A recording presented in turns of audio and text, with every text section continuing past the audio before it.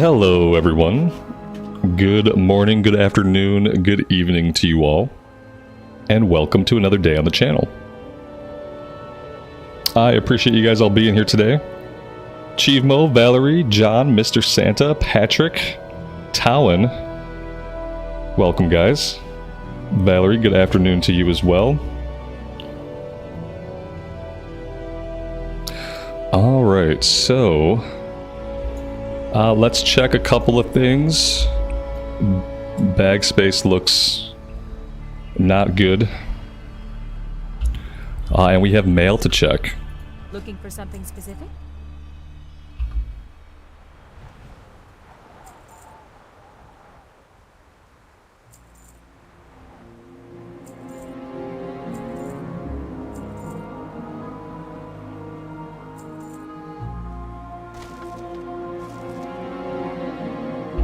Alright, well, it's not perfect. Have a good one. But it might have to do. Let's pop the scroll of stamina. Let's pop the scroll of intellect.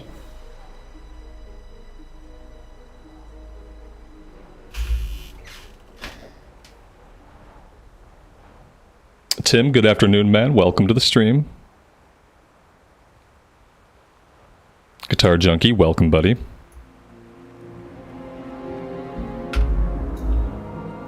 Alright, so we're gonna turn in whatever this is. Centaur Bounty. Then we will head south to work on Raid of the Kolkar.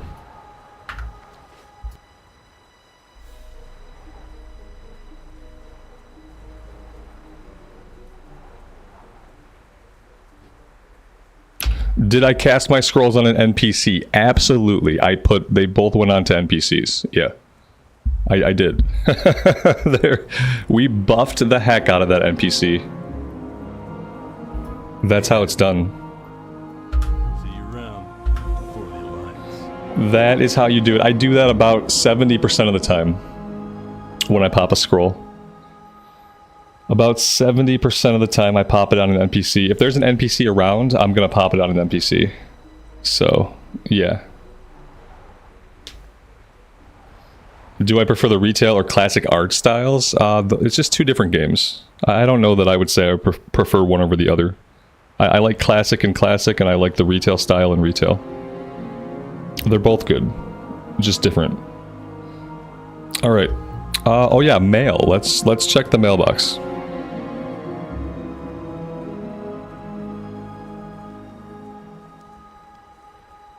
There's something exciting in the mailbox. I glanced at it, so I know that much.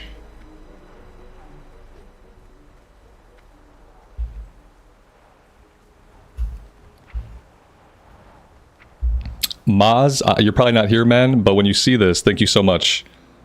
This is the Nightblade, level 39, epic two-hand sword.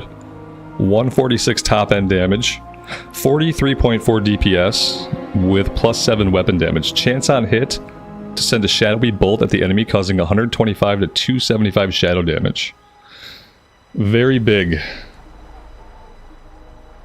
Very big upgrade for level 39. I'm gonna leave this in my bank, in my mailbox for now, just to save storage space. Same thing, we spent 150 gold, and we got the Sledgehammer, top end 143, level 37, so we'll get this at 37. And then we'll have the sword to look forward to at level 39. So yeah, very nice. Very nice. It looks pretty cool too, obviously. Looks pretty amazing.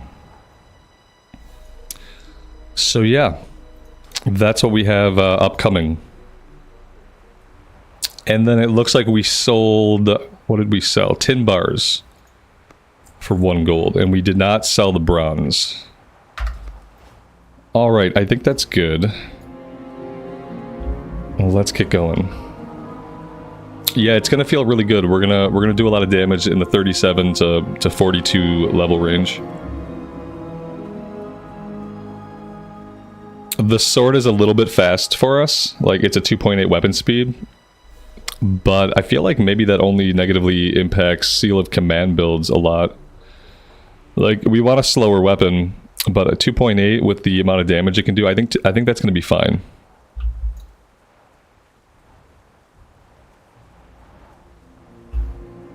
Karen, good evening to you. Welcome to the stream. We have this stuff to do as well. I think I'm going to hold off on this for a little bit. We'll do it soon. This is where all the PvP action happened yesterday. So I feel like if I go into that area right now, we're definitely going to throw down. So instead, let's go fight Centaur for a bit. That'll probably be a little bit more of a chill way to start us off for today.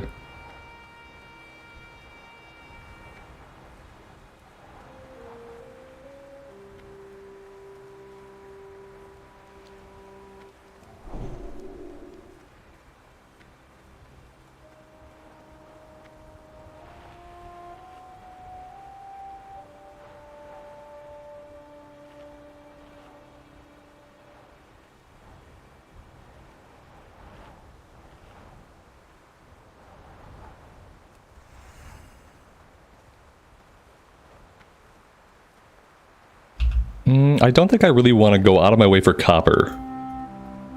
The copper doesn't really sell anymore. The tin isn't really selling for a lot. The bronze didn't sell at all. So if we come across copper and it's convenient, we'll grab it. If not, I'm not going to worry about it. 'Cause I think its usefulness is just about over.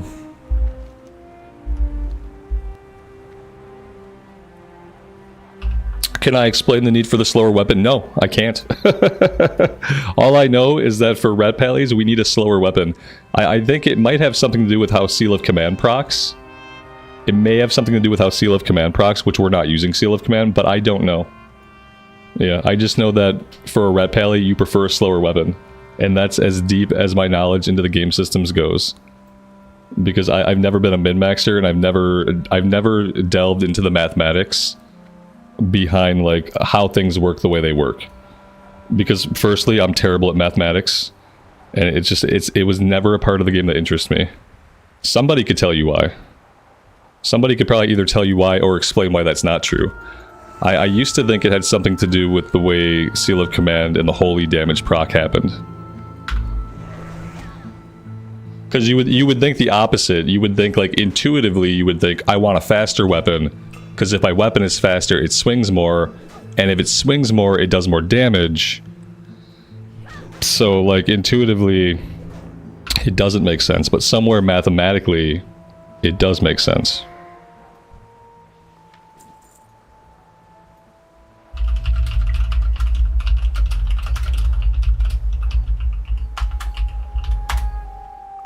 Let's see. Yeah, it's from the Seal of Command days. Seal of Command procs 7 times per minute on average. This means that having a much slower weapon gave a higher potential chance per swing of proccing Seal of Command. Okay, so I did know why.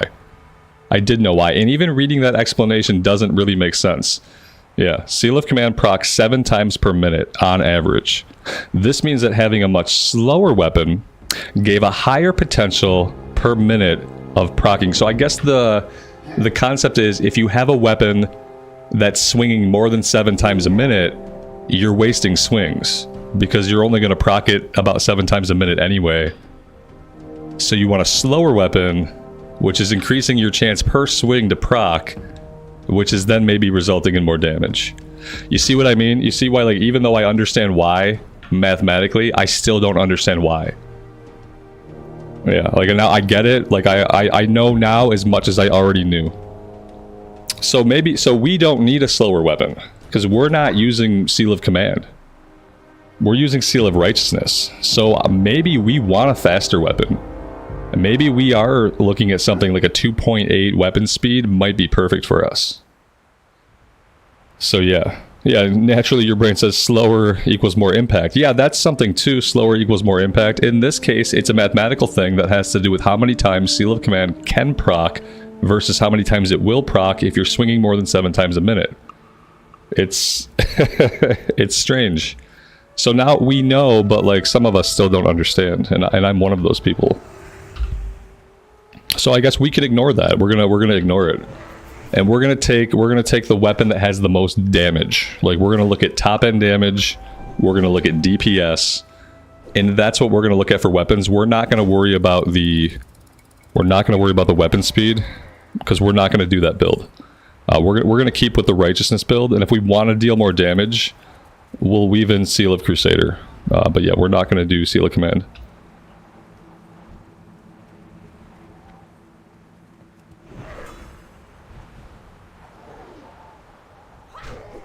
Yeah, there you go. So yeah, we do want a faster weapon. So the sword is going to be, it's going to be perfect for us.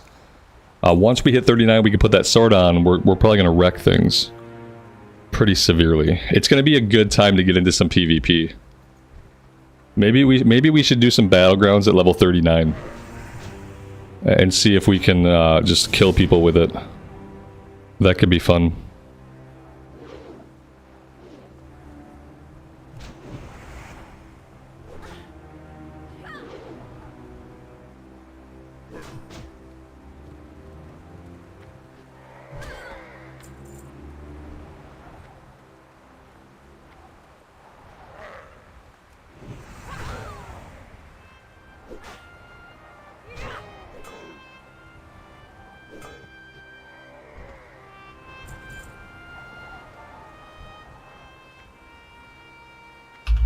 Jonathan, good morning, buddy. Welcome to the stream.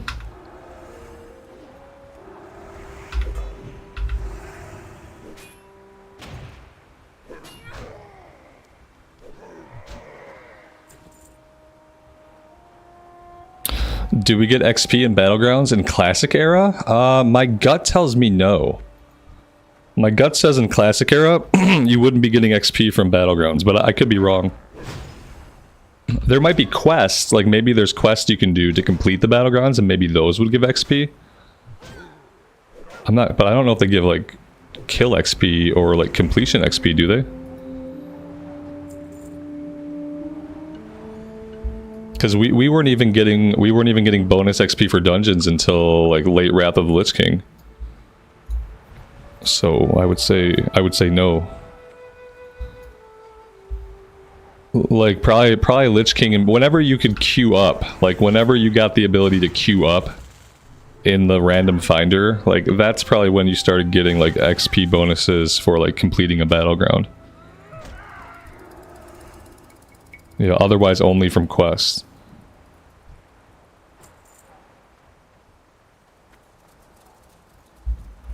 Yeah, and then yeah, keep in mind different eras of the game, so I don't think in vanilla era maybe we'll find out. Maybe we'll jump in at level 39 and see if we get any kind of XP either from player kills or from just completing the Battleground. Maz, thank you so much, man. The sword looks amazing. I really appreciate it. I don't even tell me how much it costs. I'm gonna look it up later anyway. But yeah, man, awesome. I really appreciate it. It's gonna be great for us. Especially, we just figured out that with a Seal of Righteous build, we want a faster weapon. So like we've been doing slow weapons, but slow weapons are only for Seal of Command builds, apparently. So like the sword being a 2.8 speed, being a faster speed weapon is gonna be great for us.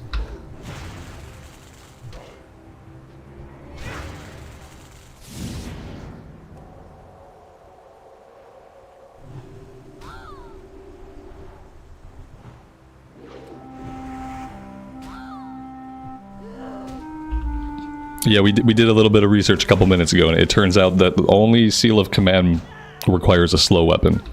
It has to do with how many times Seal of Command can proc within a minute.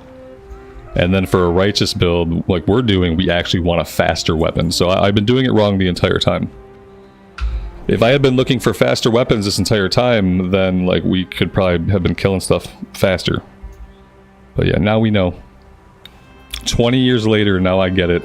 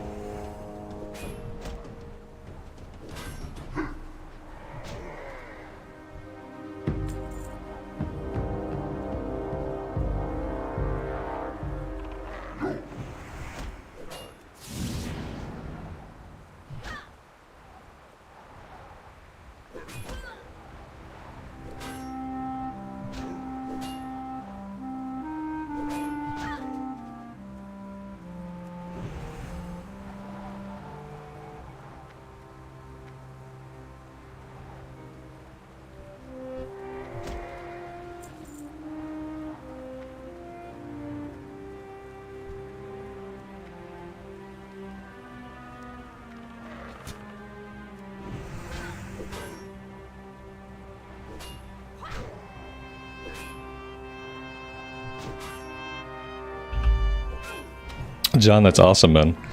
The thing that I'm feeling some nostalgia for is like getting into these zones, like spending some time in Desolace, and like recalling all the times in the past that I spent in Desolace. It's like Stranglethorn, Desolace, like things from here on out, like after playing Classic Era mainly in hardcore, like I didn't get to quest in these zones a lot. I've only got to like be in them in Classic a handful of times. And so yeah, for me, like a lot of the nostalgia in this playthrough is like getting into zones like this. Places that I haven't spent a lot of time recently.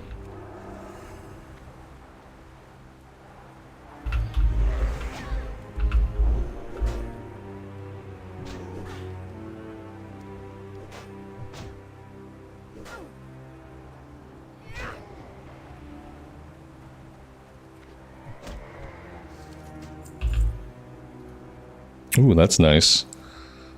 Headdress of the bear, 8 stamina, 8 strength. What are we wearing?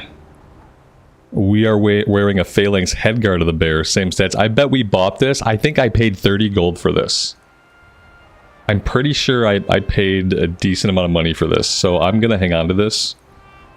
We should be able to sell it for at least 10 gold. If not much more. Like, of the bear stuff is always, like, in demand. Yeah, we're definitely going to hang on to it. Have to remember not to vendor it.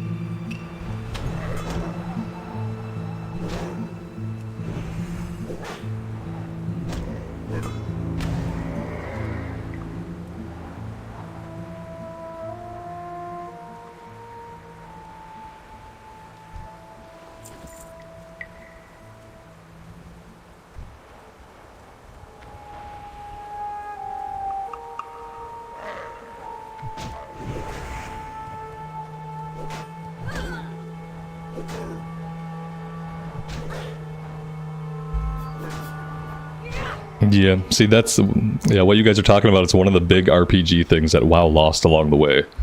Like, the feeling of equipping, like, a blue or an epic that you got in vanilla.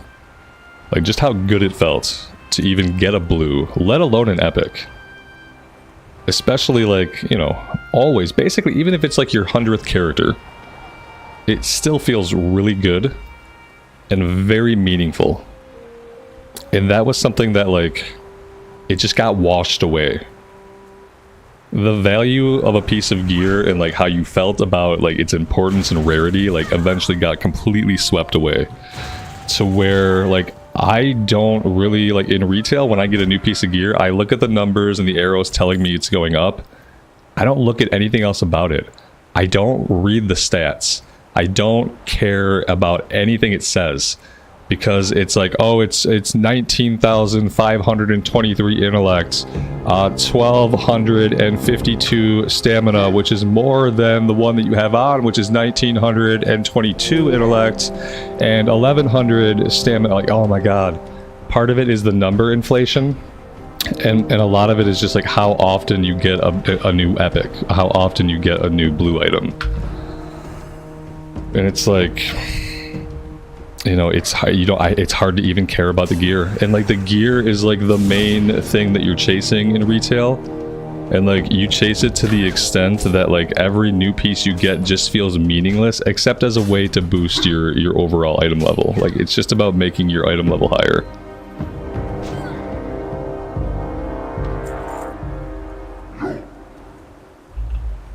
I think that's why like the more classic an MMO is, the more rewarding it will feel to play it, just because of things like slower pacing, the number bloat doesn't exist yet, the gear bloat doesn't exist yet. Like playing any MMO in its more vanilla state will always feel like a more wholesome, like a more complete experience, like from an RPG perspective.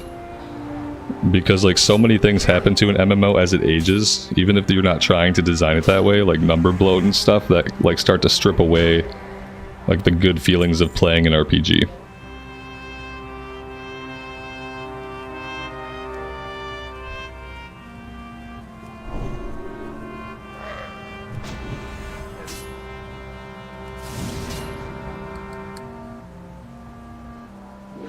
Yeah, you'll still remember items that you got, weapons that you got 17 years later. Exactly. Yep, I remember the only two epics I ever had drop for me was an epic axe and an epic chest piece that was like a hunter, shaman, chainmail chest piece. Like, I still remember getting those items. I still remember those items. I don't remember any gear, like, probably Cataclysm on.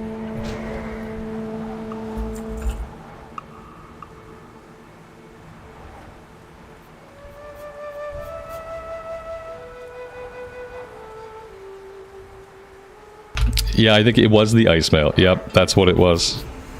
Yeah, the ice, was it the ice mail jerkin? Is that what it's called? Ice mail jerkin? Yeah, that was it.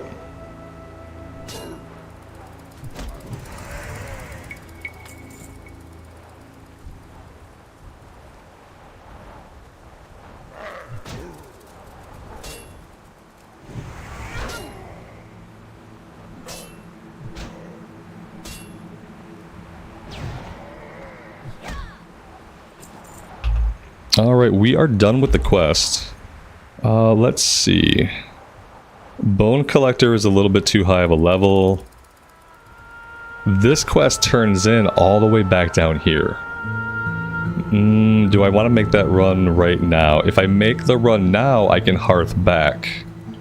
Yeah, let's make the run. We'll kill stuff on the way. We'll just kind of fight our way through everything to get down here. We'll turn this in. We'll take whatever follow-up. We'll hearth back, and then I think we'll tackle the stuff over this way. Because maybe by then I'll have drank enough coffee today to be ready for some PvP. That's just inevitable.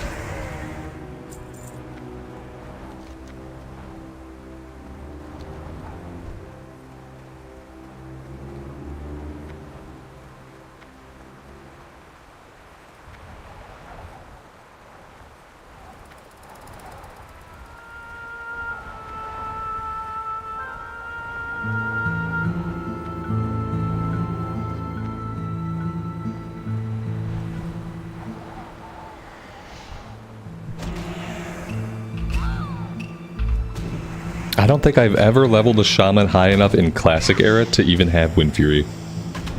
What a missed opportunity. What is it? Is it level 40 for the Wind Totem? Yeah, I don't think in classic era I've ever gotten a shaman. I think by TBC I might have had one that was in the 40s, but not in classic. It's 30. Oh man. So like maybe I have. Maybe not. Yeah, when Classic first came out, I played mostly Alliance. And it wasn't until much later that I started rolling Horde characters, so I don't think I ever got a Shaman even to 30. Maybe that's the hardcore run. When we get our inevitable hardcore fresh start in November, instead of getting progression servers, maybe I'll do an Orc Shaman. See if it can live till 30.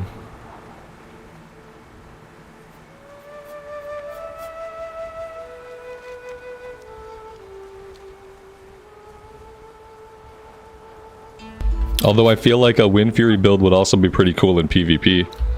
Because like every once in a while the stars would align and then you would just basically instantly kill somebody.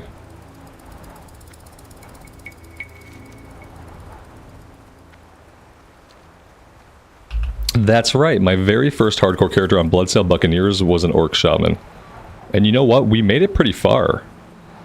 I played with a couple of different rules for that character too. Like for a while I had names, I had floating names turned completely off.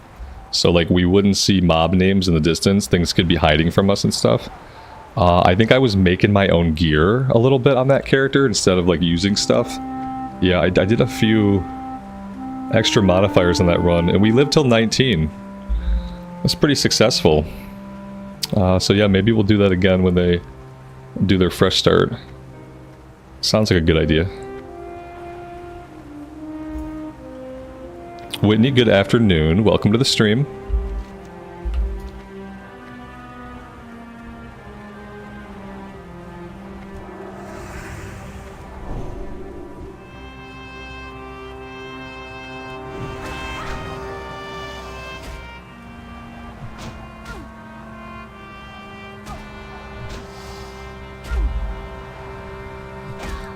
Esme, good afternoon and happy Thursday to you.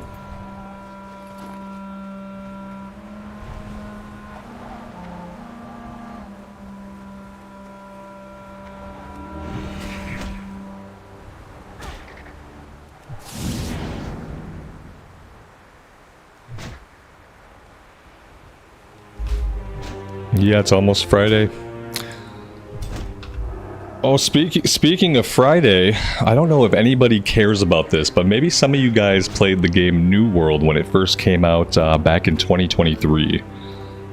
And if you did play New World a little bit, you'll probably know that like the game had some promise, but the game was basically just not complete when it first came out.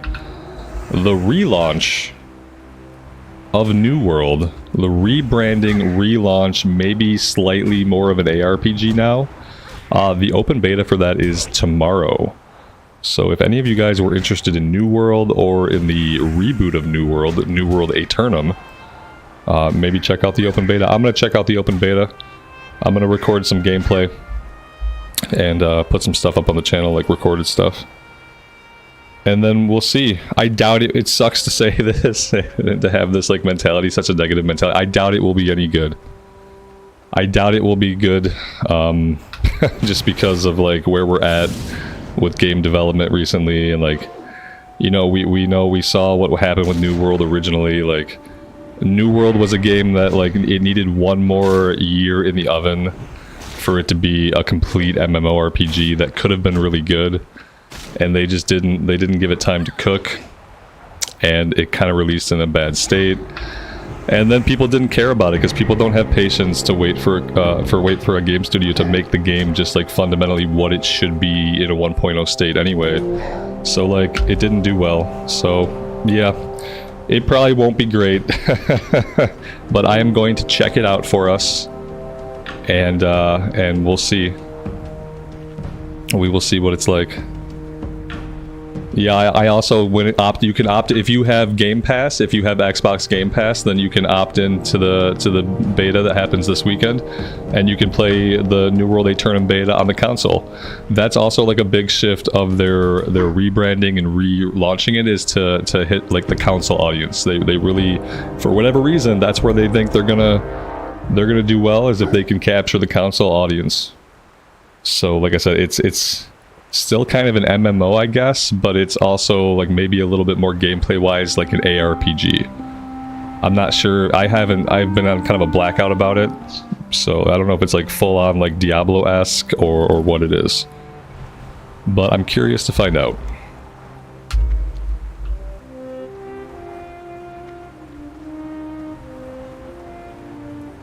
Yeah, that launches at noon tomorrow.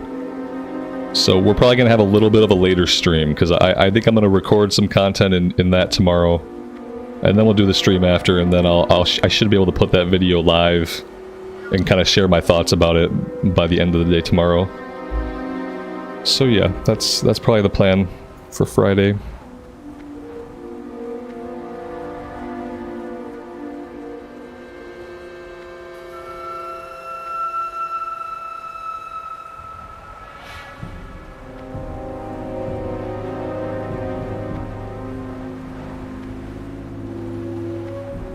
Ooh, Mithril.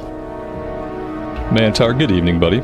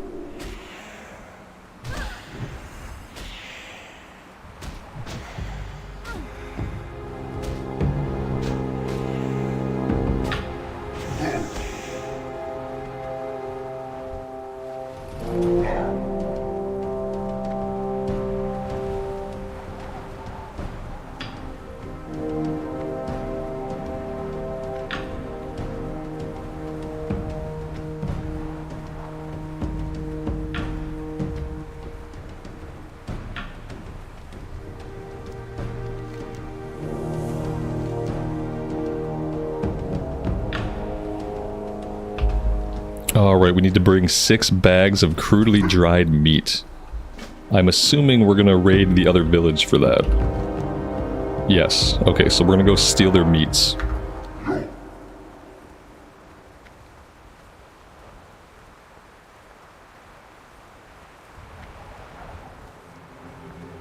Gold vein.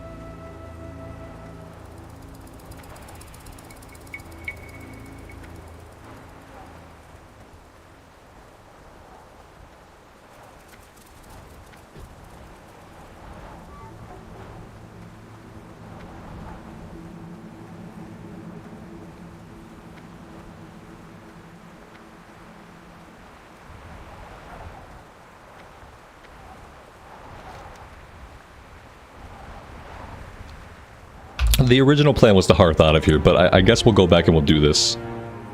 It's probably going to be a little bit of running back and forth. But I feel like it's okay. I wish there were like a few more things to fight along the way. I guess we could off-road it a little bit.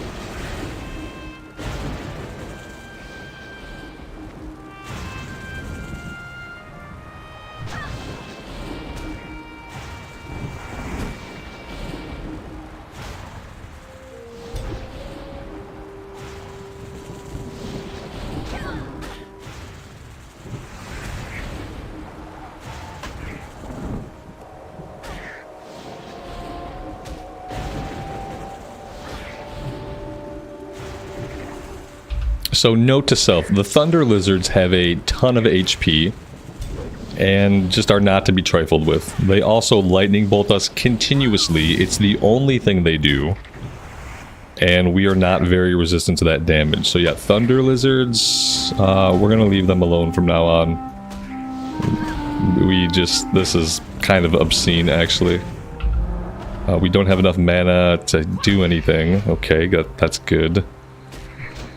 I probably need to heal myself, but there we go. That's mana to heal. Every time the weapon procs, you think the frost shock's hitting me? You have a moment of fear.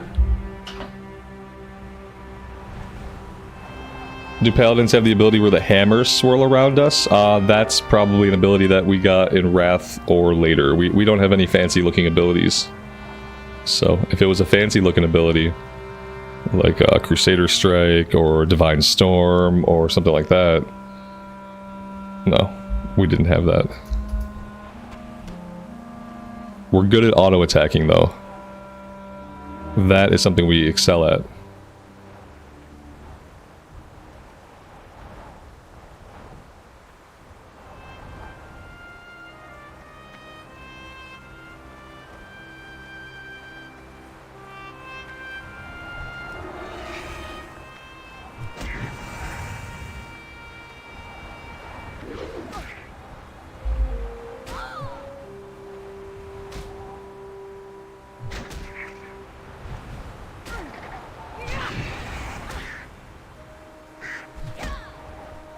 I prefer auto-attacking and wanding to having to push a ton of abilities constantly.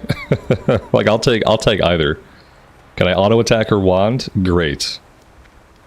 Can I not spam abilities non-stop constantly till my hands bleed? Okay, good. I'm in.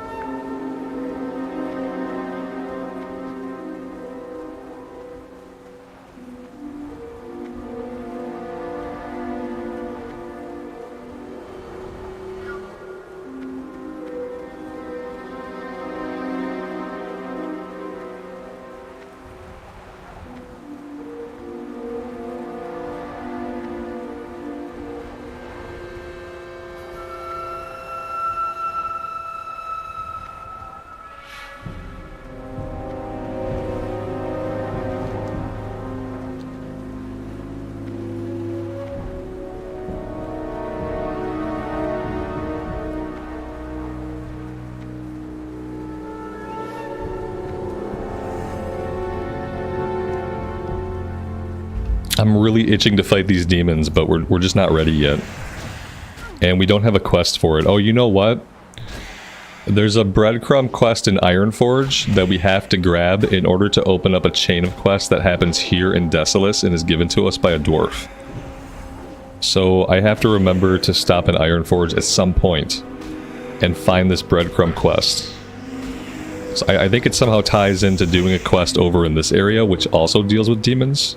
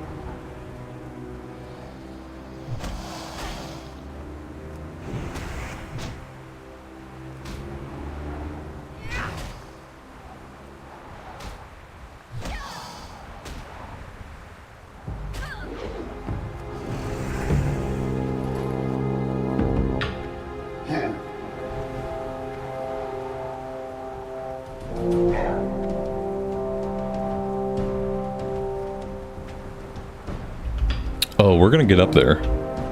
We will find a way.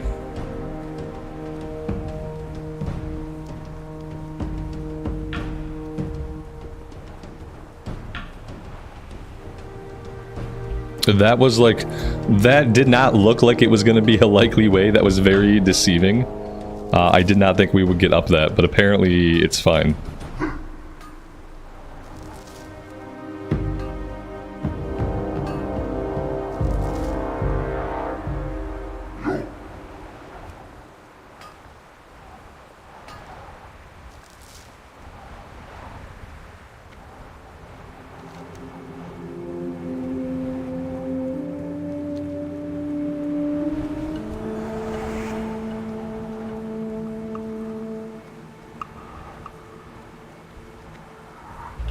Oh god, he's level 38.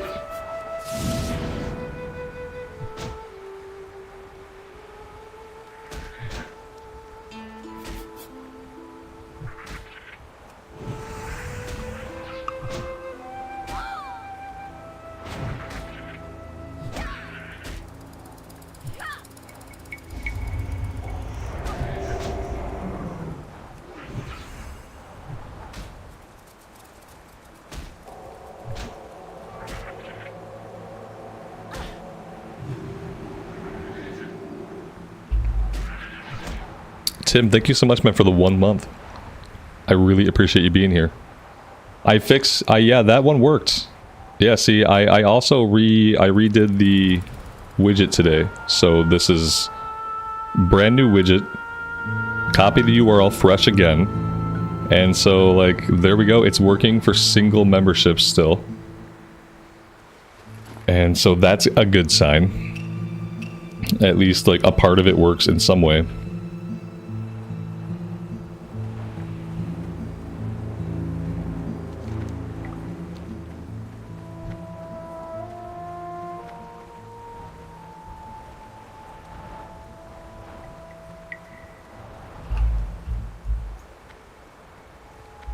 Thank you so much, man. I really appreciate that. Tim with the 5 gifted memberships. Welcome to the 5 new people. I appreciate you guys being here and hanging out with us as we play some classic Arrow WoW. Now you're stuck here. And now for science, we get to find out if my widget is working.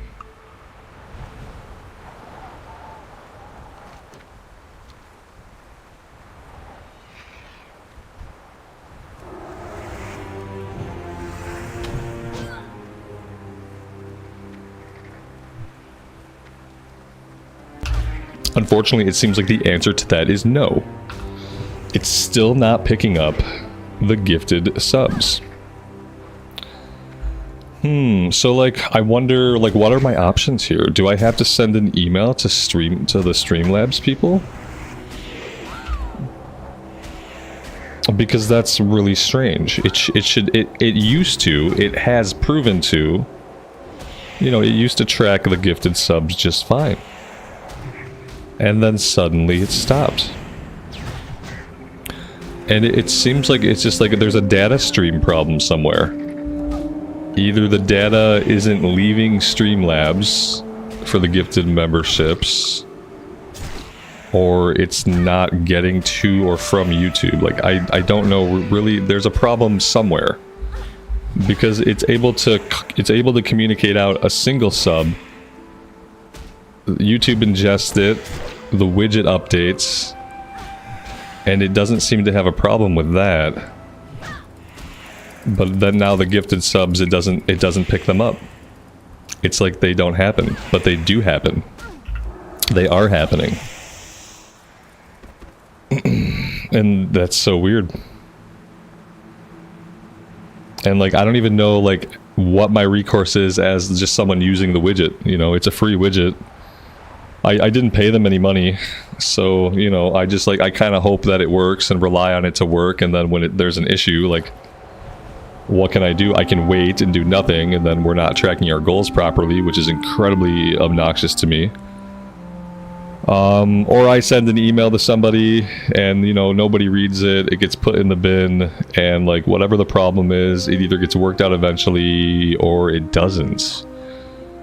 But I'm gonna have to do some research because, like, obviously I don't believe that I'm the only person who could be experiencing this. That being said, there's only like 12 of us that stream on YouTube.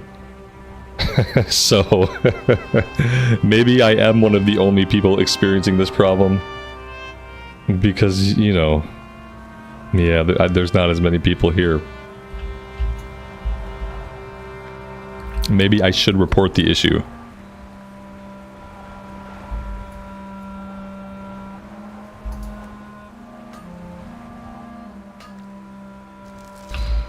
Yeah, Mr. Santa, that's a good question. I know it's somewhere in your YouTube account settings.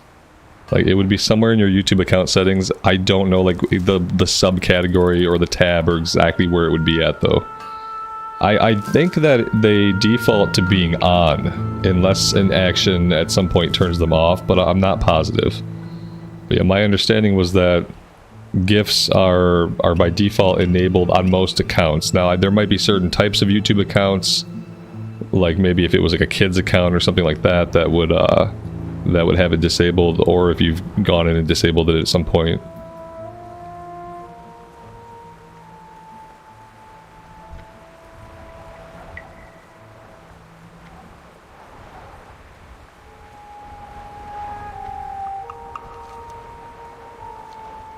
I guess I could head down and actually work on the quest. That would be okay.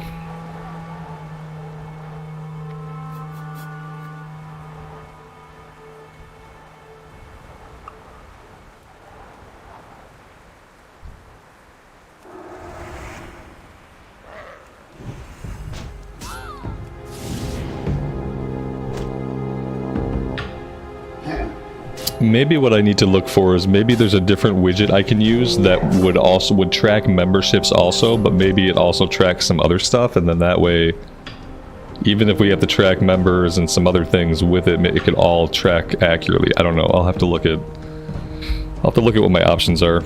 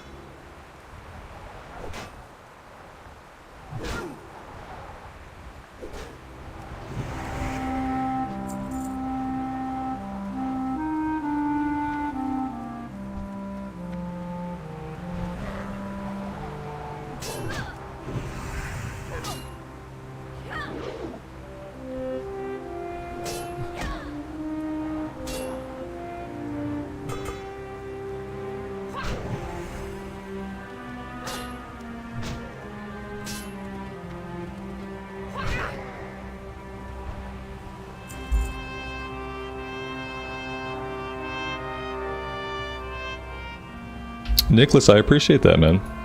Thanks for stopping by the stream. I will do my best.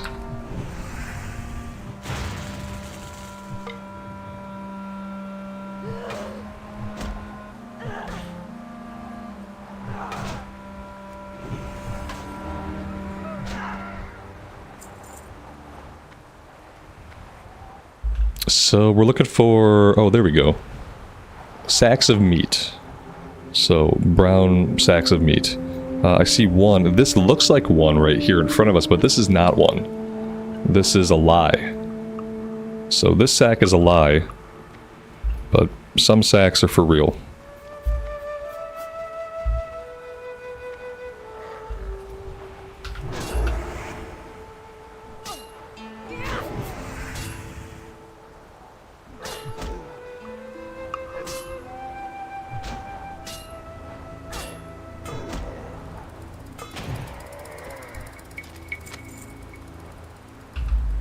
Alright, we got a scroll of intellect. This time, let's use it on ourselves. There we go.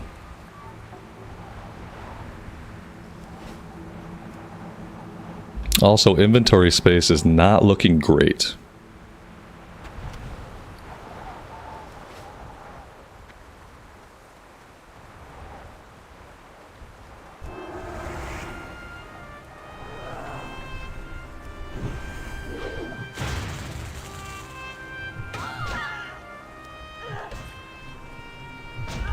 These guys have a healing wave. It kind of makes me worried about using my interrupt. Yeah, see, here we go. I gotta hold my interrupts, because if they get that healing wave off, it's like most of their HP. Wicked Chain Chest Piece of Strength. Plus 13 Strength.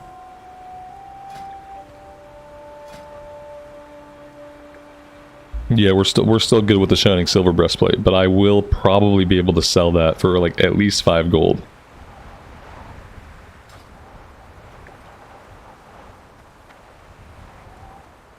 There's a chest over here. Obviously, there's a blue item inside of it.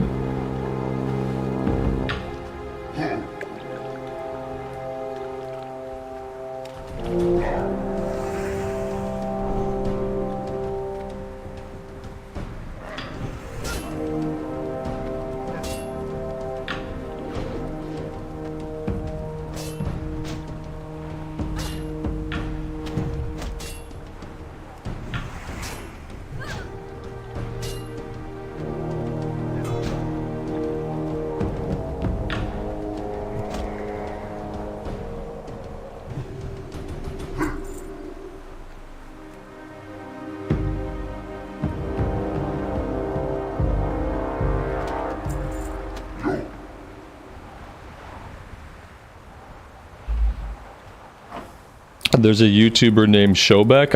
I don't know him. He said yesterday he's more classic than me. Prove it. Prove it. I dare you.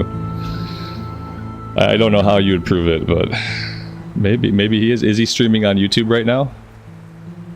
If he's streaming on YouTube right now, and the stream is more classic than mine is, then I will slightly alter my stream title. But if he's not live right now, then I don't care. He sounds like a copycat. It sounds like he's just trying to copy me.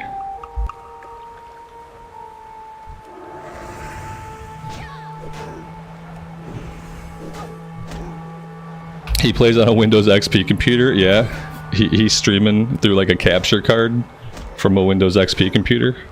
That sounds stupid. Like, I don't know why someone would want to punish themselves in that way. Like, he's not necessarily more classic than me, he's just more masochistic. That's not an admirable trait to have. Okay, you made that up. Okay, good. Alright. No, he better be doing that now. He better be streaming on a Windows XP computer, on a CRT monitor, and then that better be being picked up through a capture card to an actual PC, and that would be how he streams. He's still got a wired mouse. I have a wired mouse. I have a Logitech G600. It's the best mouse ever made, and it's totally wired. You bet he doesn't have a town in WoW named after him, right? He doesn't have Rambleshire, so I don't know what his problem is. Max resolution 1024 by 7. Yeah, exactly.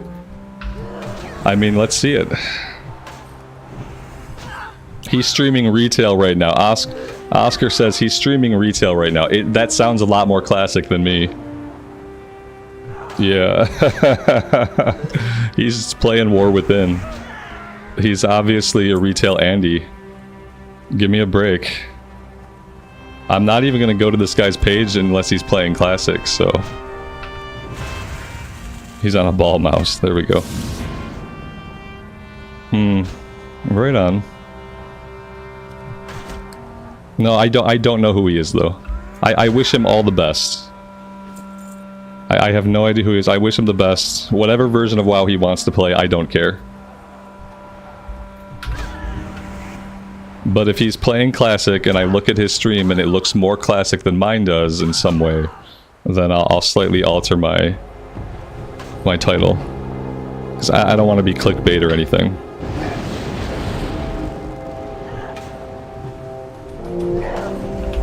He was playing on Deviant Delight. That just sounds like he's good at making bad decisions. Like, first you tell me he's playing retail, then you tell me he was wasting his time on Deviant Delight. It sounds like he's... if by more classic he means like just making worse choices with his time, then yeah, he's making worse choices with his time. Maybe he's got more time than I do.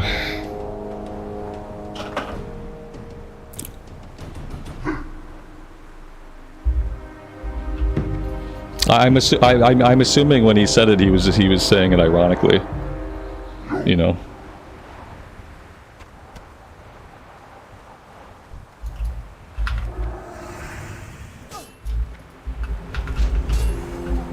But all I can say is apparently, if this is true, then he knows who I am, but I don't know who he is.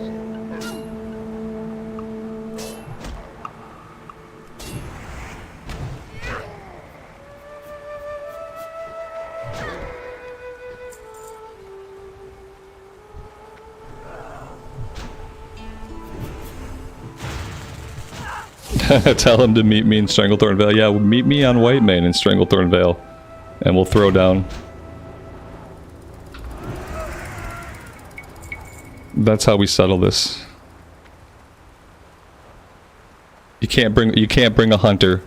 No hunters. You bring anything but a hunter. Dude probably mains a hunter.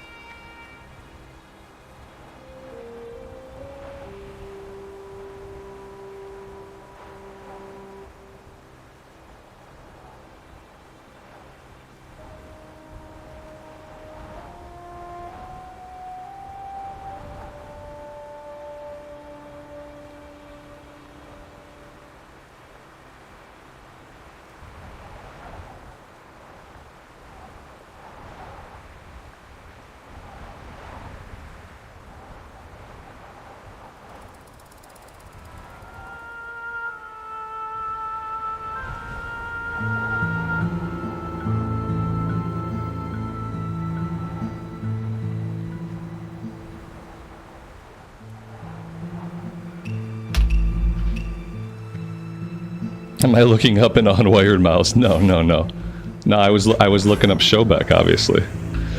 He hasn't played Classic in 10 days. Was the last time he streamed Classic. I don't know how he can be more Classic than me and not have played Classic for the last 10 days. That math, it doesn't add up. There's just something wrong with the math. Let's see. Let's pop Lay on Hands here. The running away seems like a really good idea too. Like, running away would be a decent idea. I think if I'm careful with my mana, then I should be able to get through this okay. If I can... Yeah, I really need to kill this guy before I heal. I could pop my shield. Let's do shields up. That ate some of my mana. Let's get a heal now. Oh, we don't have enough for another. Alright, we got little mana potions. Should I pop a little mana potion? I feel like the answer is yes. That didn't do anything. Okay. Let's get another heal in. We're very close to death here. Okay, there's the heal. Let's get another heal in, since we have the mana. Okay, now we need to put in some damage. We grab some leather shoulder pads we can sell. That's cool. Shoulders always sell for a decent amount. I really can't afford to spend any mana here, but I really want to have my holy damage up. I'm gonna do the heal first, and then I'll see if I can get Seal of Righteousness back up. Okay, there we go. We at least got that back up.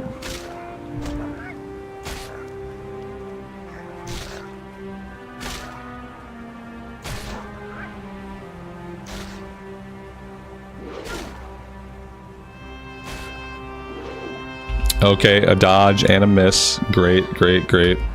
And a resist. A dodge and a miss, a resist. It's a Dr. Seuss book now. That was a good fight. You could even say that was like the most classic fight to happen on YouTube. It's probably not true. But it was a good example of classic combat. And a pacing of combat that I think is much more enjoyable than the pacing of like solo content in modern WoW.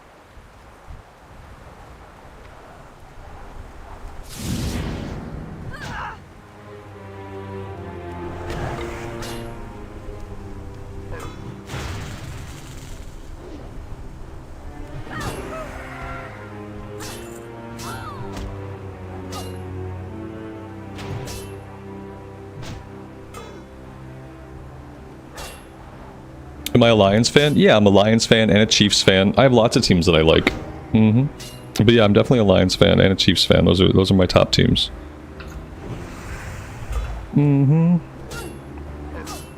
But I watch as many NFL games as I can. So I like lots of different players on lots of different teams, and there's typically like most games, no matter who's playing, I have a reason to watch and something that I enjoy about the team or about like a certain player.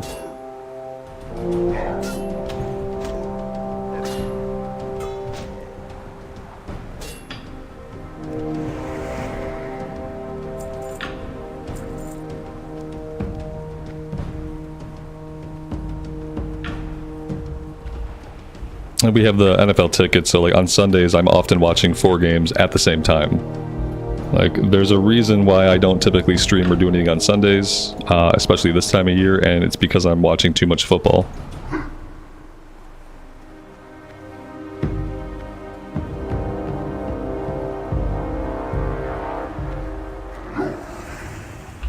The Bears, I mean the Bears probably aren't going to be any good this year after losing Fields. So, I don't know.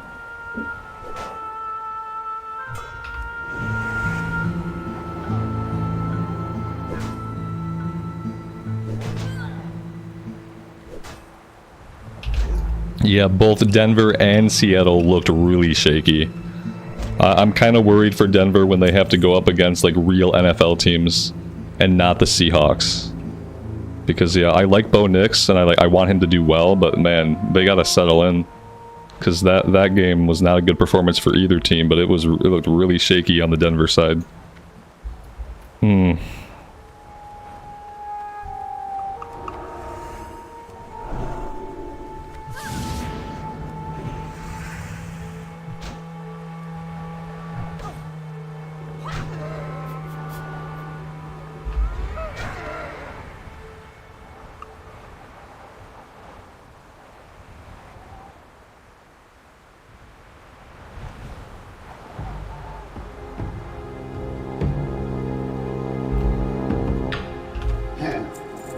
Dolphins Bills play tonight. Yeah, and I'm a Josh Allen fan, so I'll be rooting for the Bills.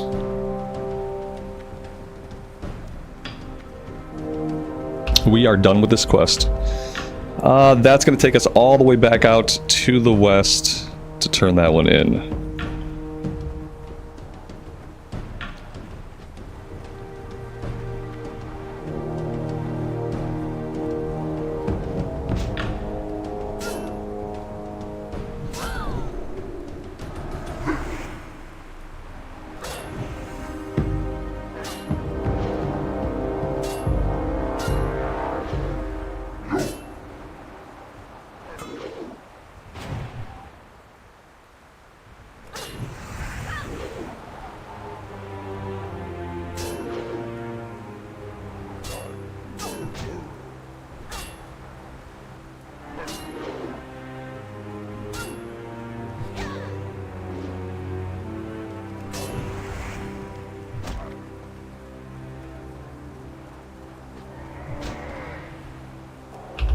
What do I think about Peo? I don't know what that is. Is Peo some kind of fruit? Or like a pastry? I'm not sure.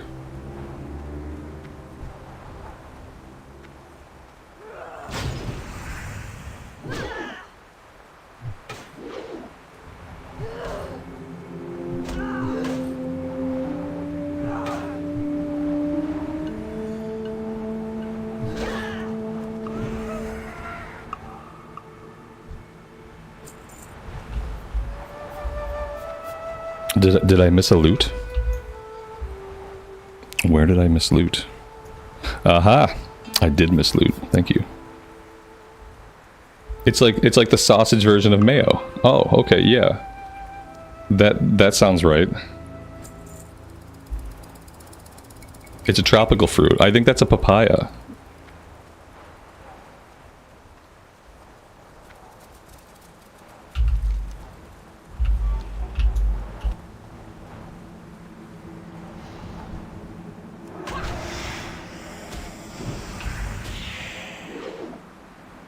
It's the best chicken wing flavor? Maybe.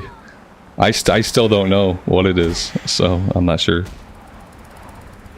Maybe it was a typo, not a Peo.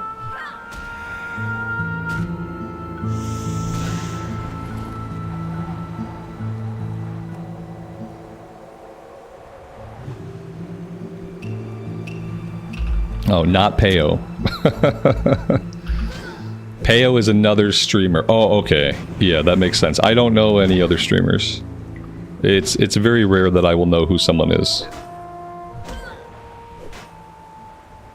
I don't spend time watching other streamers, so like I don't like the part of my, I guess the part of my day that I would watch someone stream is the part of my day that I stream. So I don't really know any other streamers.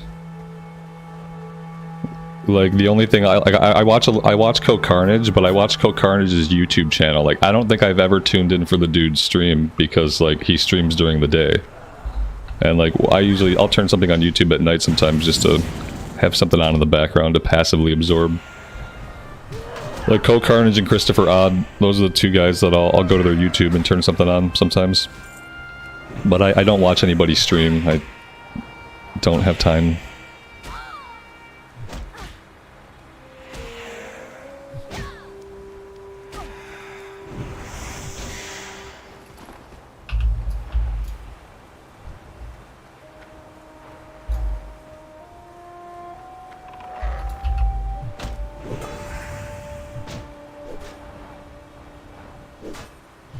He's a WoW Classic PvP streamer. That's cool. That's cool. Yeah, I don't know.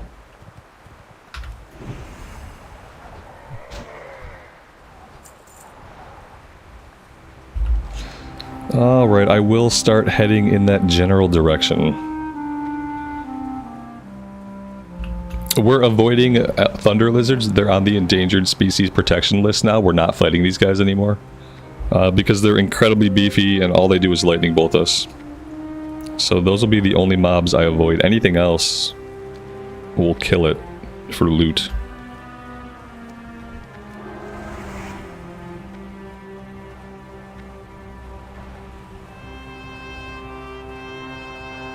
Level 39, not exactly what I thought I was getting into. But that's okay. Oh dear God. Okay. Alright, I think we're going to try to leash the Thunder Lizard. Yes, we're going to try to leash him. Very, very slowly. The good thing is we keep moving out of his range. And he's not getting the lightning bolt off. Because we keep on the move here. So that's working. There we go. Yeah, we leashed him. Perfect. That's awesome.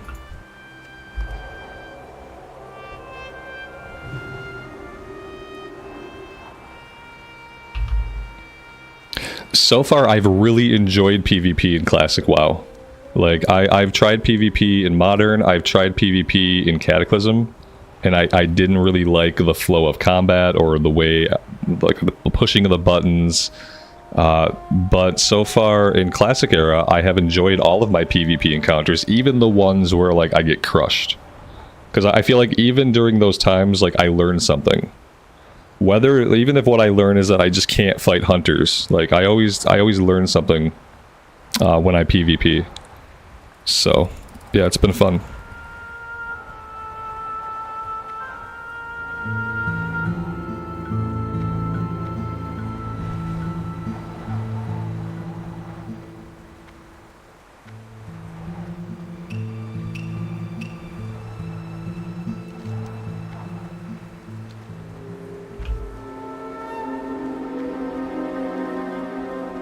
I saw ore.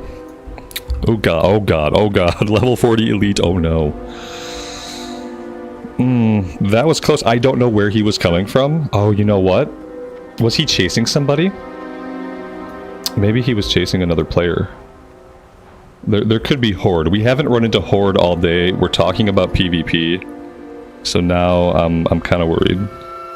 He was moving fast, right. He looked like he was leashing. Well, I mean, if there was a player, at least they didn't take our iron. So, I appreciate that. I don't see any other players. Maybe that's just something he does. And maybe he's gonna run back up here, like, in a second and kill me.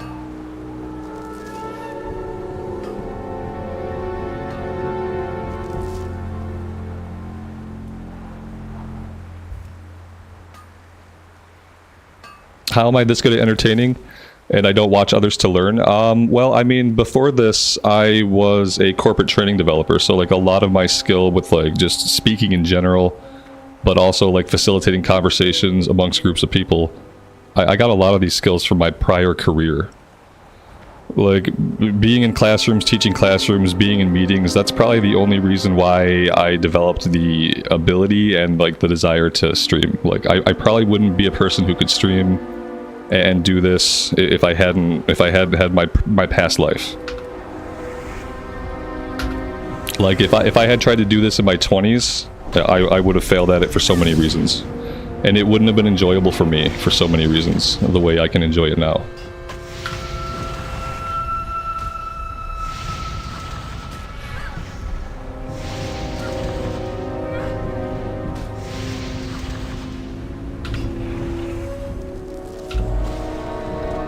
And while I have no desire to ever work a corporate job again, I'm glad that I had the experiences that I did have.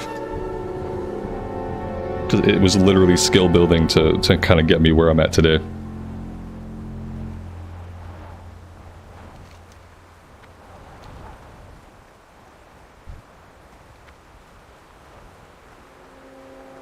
I can tell I really want to fight these demons. We're getting in range of them, but we should probably just wait for a quest. Level 39. Level 36. We can probably fight some of the Infernals.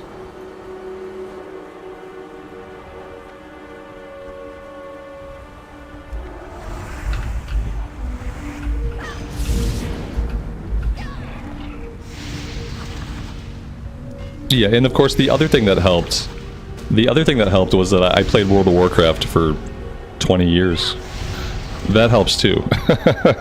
Because then, like, it's obviously something that I really enjoy. It's obviously something that I can talk endlessly about. And so, yeah, it helps when you're doing this and you're playing a game that you're incredibly passionate about. Like a game that you actually love, and especially one that you've played for a long time, like, it makes it super enjoyable firstly, but it also just kind of makes it easy. Is streaming my full-time job? It's not a full-time job because, like, it's not a job. Even if you're making lots of money doing this, it's not a job, and it shouldn't be looked at that way.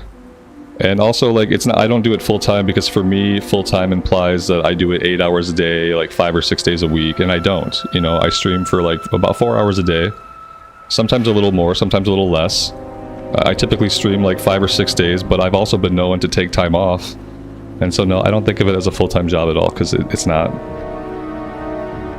It's not a job. Johnny, thank you so much, man, for the $5 super chat. Welcome to the stream, buddy.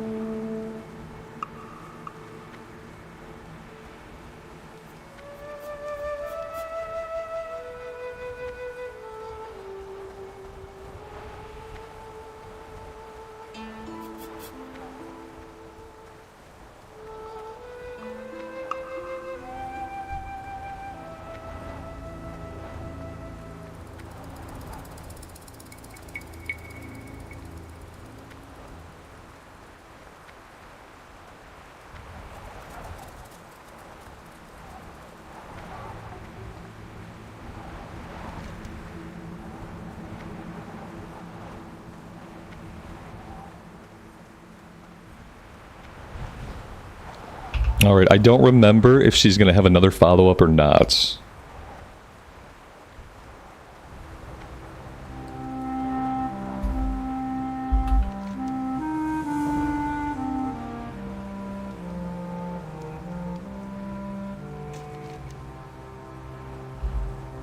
Maintain your reputation and bring the Draenithist Shard of Uthik, or to Uthik. The shard is in the Swamp of Sorrows, correct?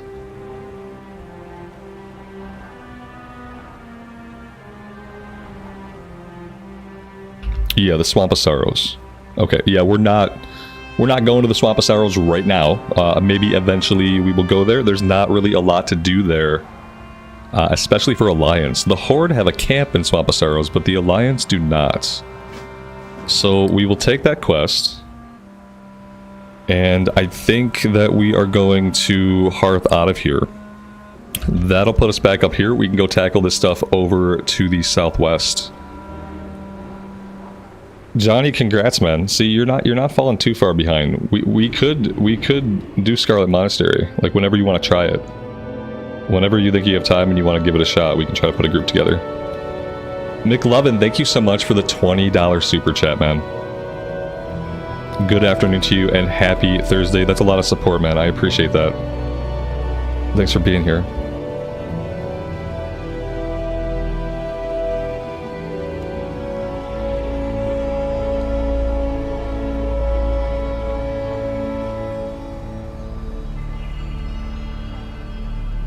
I'm not going to grab this one yet. Come back for it at some point. Although, like, we should try to do this before we do any Scarlet Monastery stuff. Because the follow-up to this is the quest to kill all the bosses, I'm pretty sure. that might result in like a weapon or something we could use for a little bit. Although honestly, like, we're pretty good as far as weapons go. We've got a weapon waiting at level 37. We've got a better weapon waiting at level 39. So like, we're kind of good on weapons. So like, yeah, like if we do the quest, that's awesome for the XP. But I don't think we'll need the reward. For the Alliance. All right, let's get out of here. Inventory. Ooh, that was close. Let's not do that. Let's not run off into danger with a completely full inventory.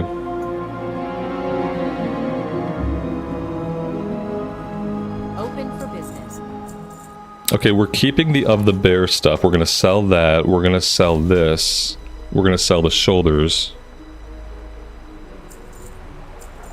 The mana pots I should hold on to. I could probably sell... Well, which one's better? Yeah, we could probably sell the little ones.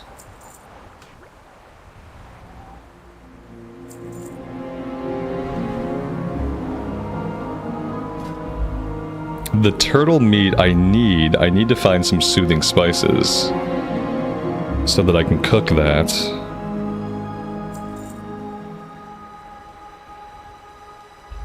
My inventory is just kind of a mess. I've got this mithril and some gold that I really need to turn into bars. I don't even know. We need to go to the mining trainer because I can't smelt mithril yet. So yeah, okay, yeah, that's really all we can do. We can sell this. I'm tempted to just vendor the copper, but I'm not going to.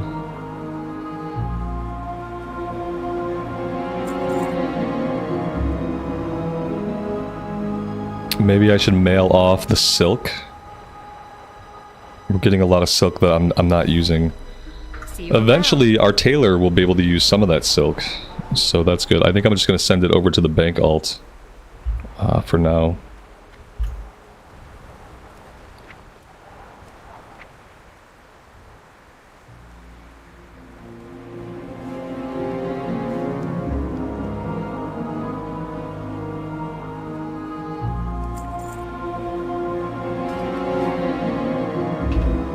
Yeah, we still need to check mithril. I don't think we've checked the prices yet. I don't think we've been in town.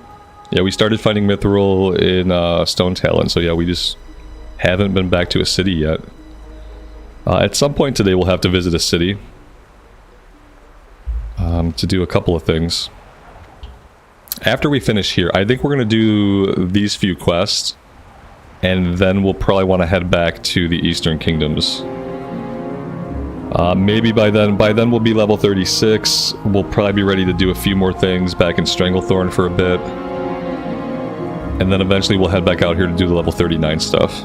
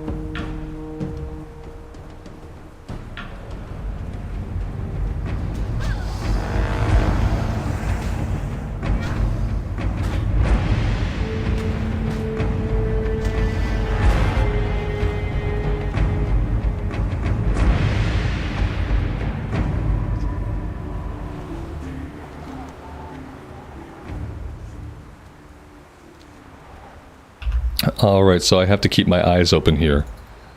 This is where we ran into most of our PvP yesterday. So it just seems like a hot spot.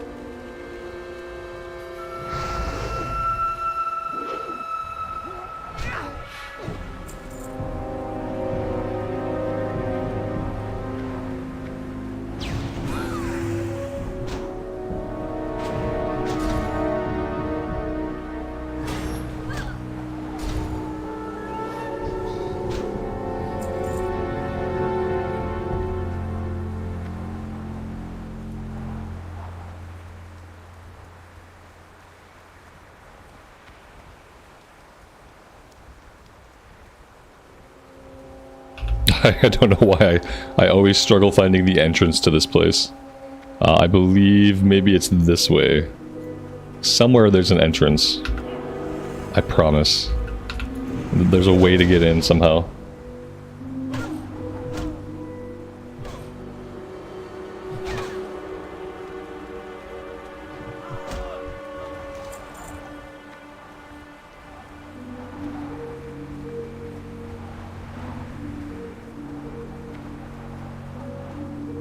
This is, there we go. No, this is maybe a way, but it's not the preferred way. No, I'm gonna try to go right up here and like just sneak in the back, I guess. This is called the scenic route, otherwise known as Robert is Lost.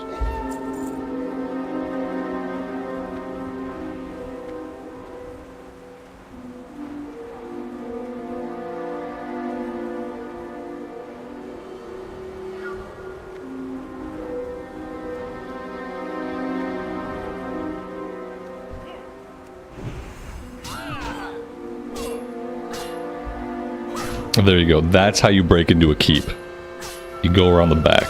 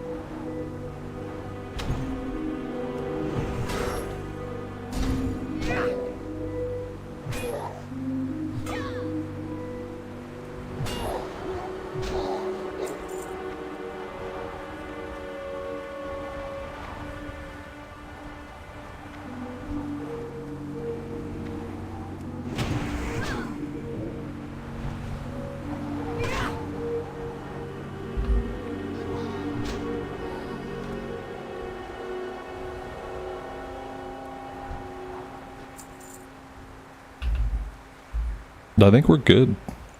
Yeah, this worked out pretty well. Now we just have to carefully make our way inside.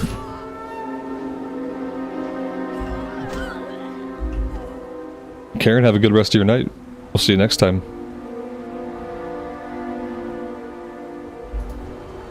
Does buying a subscription get you the new X Pack? For retail WoW, you have to purchase the expansion. Your subscription gets you free access to play Classic Era. But if you're trying to play the War Within, you need to purchase the box copy, digital copy, whatever, of the War Within. And have a sub. Although depending on what box copy you get, it might come with some game time already. Like you might have a month of game time just for buying the box copy.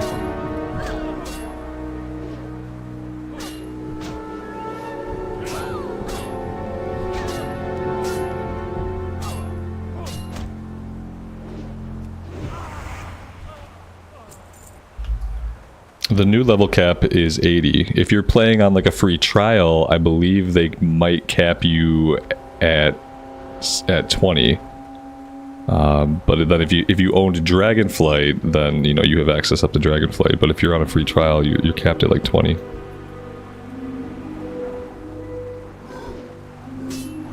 If you have a sub though, that's a good question. Yeah, that's a question. If you have a subscription, if you have an active sub, would the retail version look at the last version that you purchased, or would you have access? What would you have? Like, yeah, I don't even know the answer to that question.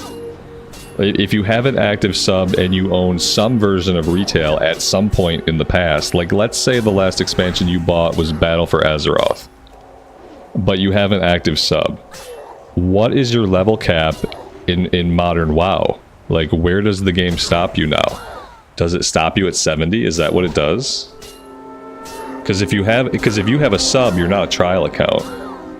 And yeah, let's say you bought Legion when it came out, but then you never bought another X pack, but you know you have a sub because you play Classic, like, and you boot up retail. I'm assuming maybe they just let you go to 70, go through the Dragon Isles, and then you stop at 70.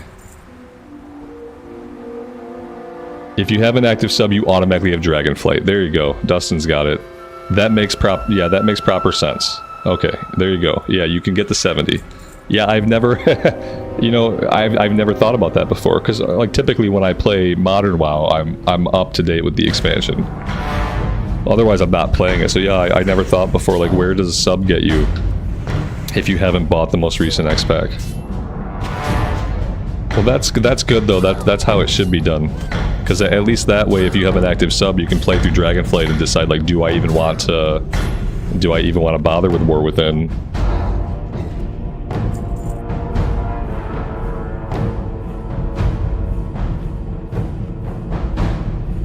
I mean, that's a lot of content in modern WoW to have access to for just your sub. Like, your sub has a really big value. Like, even if you're just a person that pays a sub, you get a lot of content for that sub.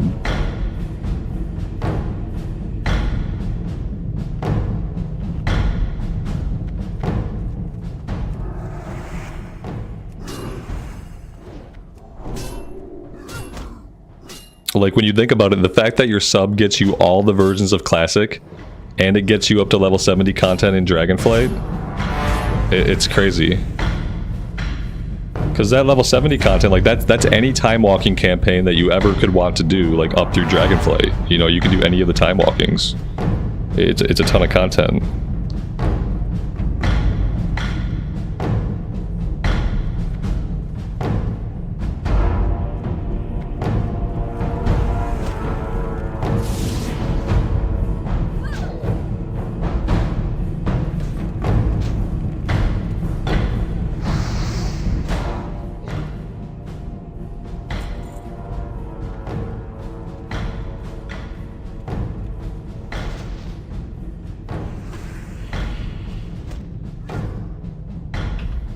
We have some problems here.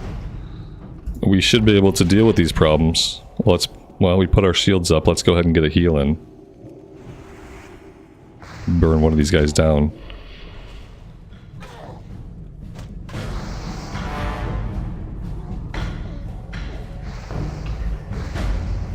Well, the time walking is basically like, there's a certain NPC you talk to, her name is Chromie, and you walk up to her and you select a timeline. And then by selecting a timeline, you're picking an expansion to play through. Damn, which technically gives you access to all of that expansion's content. We just got lit up by fireballs. Just completely annihilated and cooked. Yeah, line of sight, I'm right. I should be focusing a little bit more on the game, but obviously we're having a little chat. We were aggro-tastical, yeah.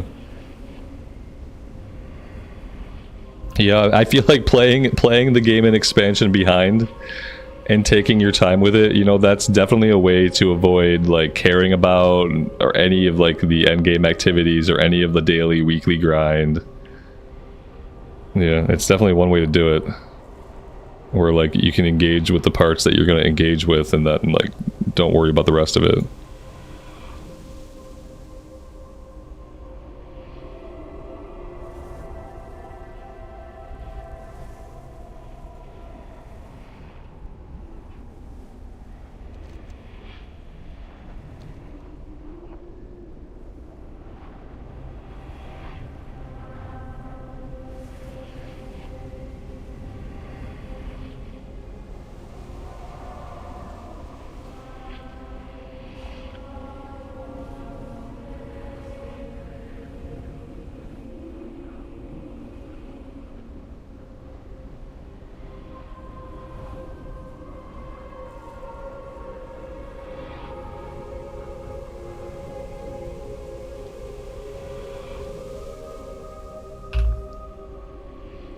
Monica, good afternoon, good evening to you. Welcome to the stream.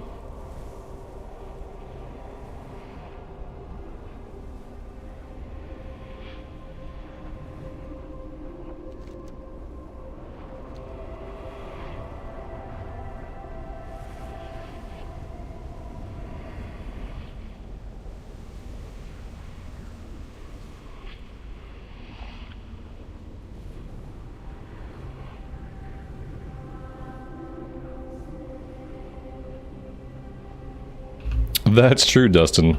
Yeah, the sub is a great deal, but it's wrapped in confusion. Yeah, like unraveling how to play the different versions and what versions do which and what you have access to. It's like an enigma. You have to like puzzle it all out.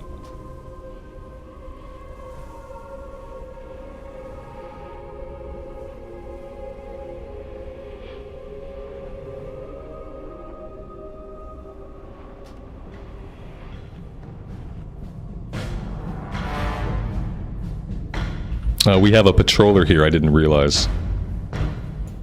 That's what messed us up, I think.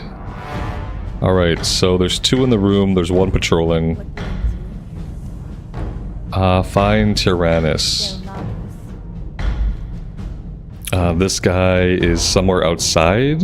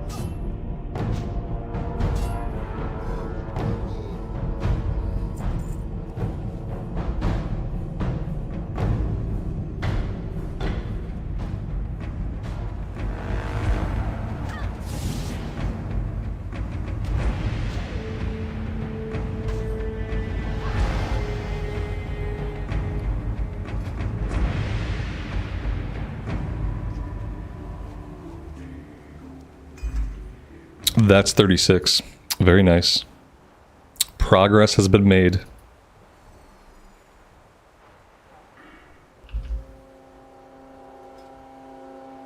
And this, I'm going to put this into Pursuit of Justice. We're going to start increasing our movement speed. And then I'll probably circle back and grab Improved Judgment.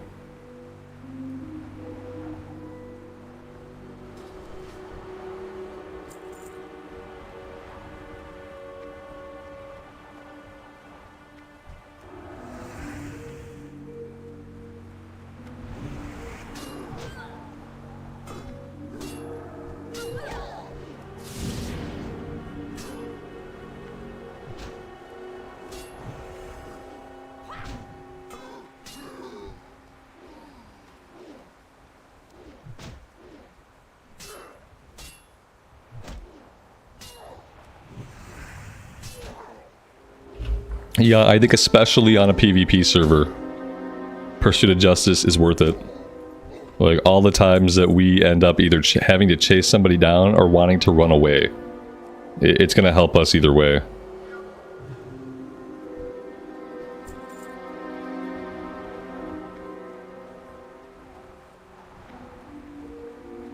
New weapons are at level 37 and 39. So yeah, we got to get 37... And then we got the mace, and then at 39 we have the epic sword. That's right, I said epic sword. Yep, really looking forward to it.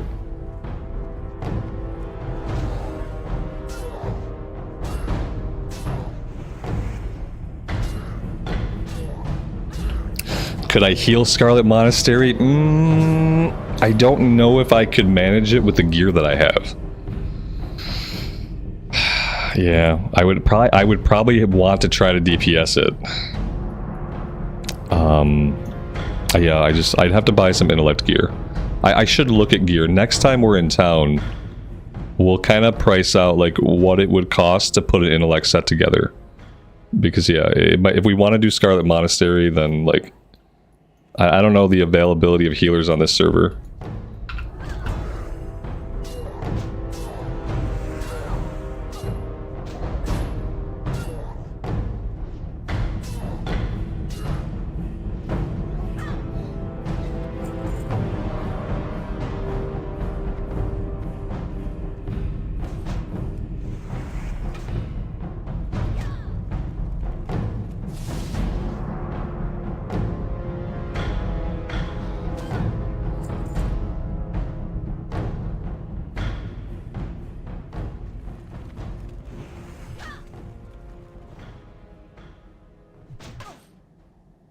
This is very sketch. Luckily, these guys have no motivation to try to run away. If any of them ran, we would pull the whole room and we'd probably be dead in seconds. Imagine 6 shadow bolts hitting us all at once. Some fireballs in there.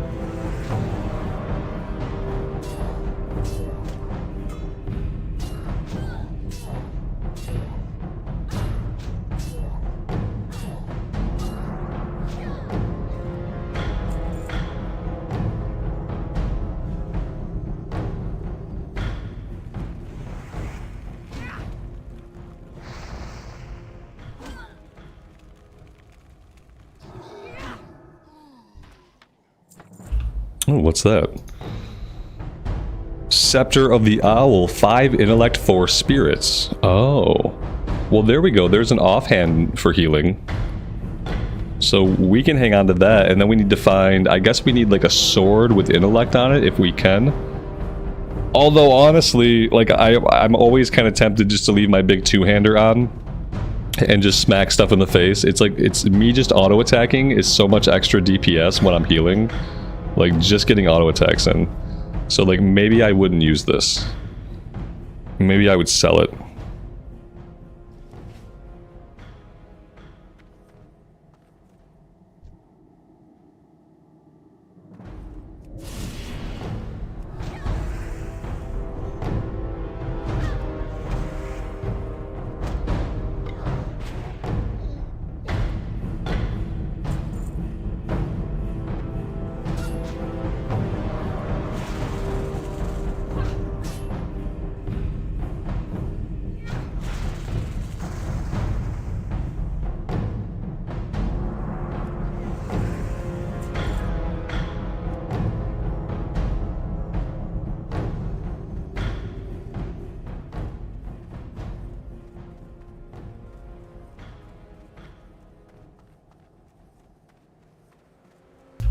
Alright, obviously we have to check the chest because, you know, there's a blue inside of it, so...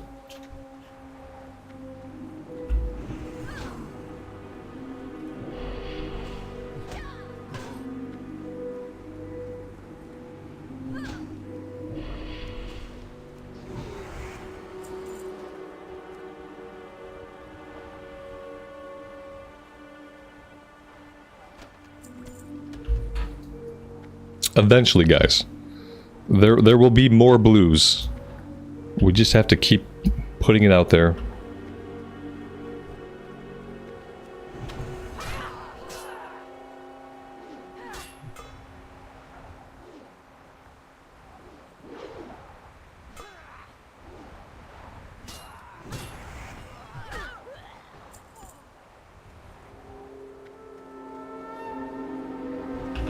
Let's get some mana back before we fight 2 of these guys.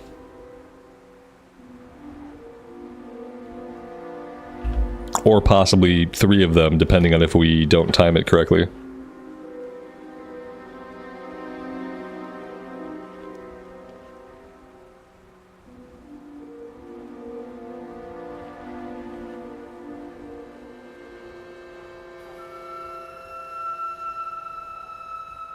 Hi guys, have you ever had a good day? Bye.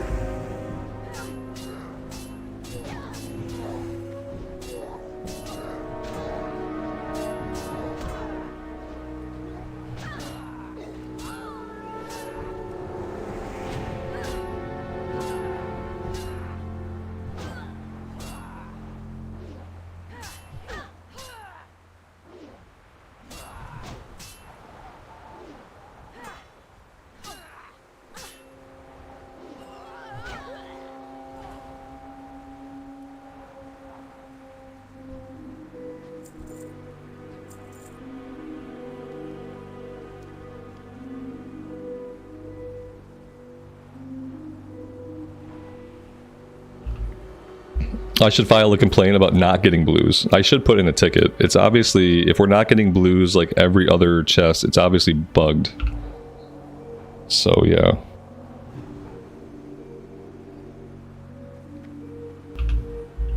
Mr. Santa, thank you for the membership, man. I really appreciate that. And take care where you're at. I saw what you said about the possible flooding, so take care of yourself and keep your head down if you have to.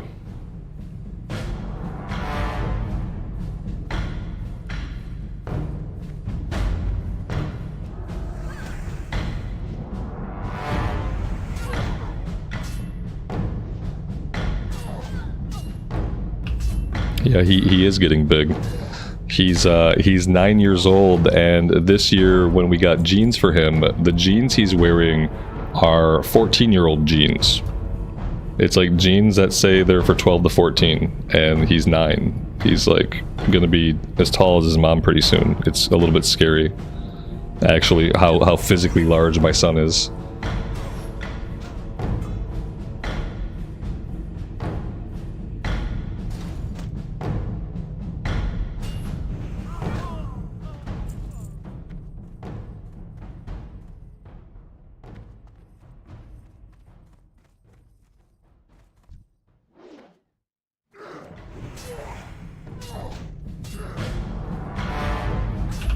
Do I think he'll be bigger than me? Oh yeah, definitely.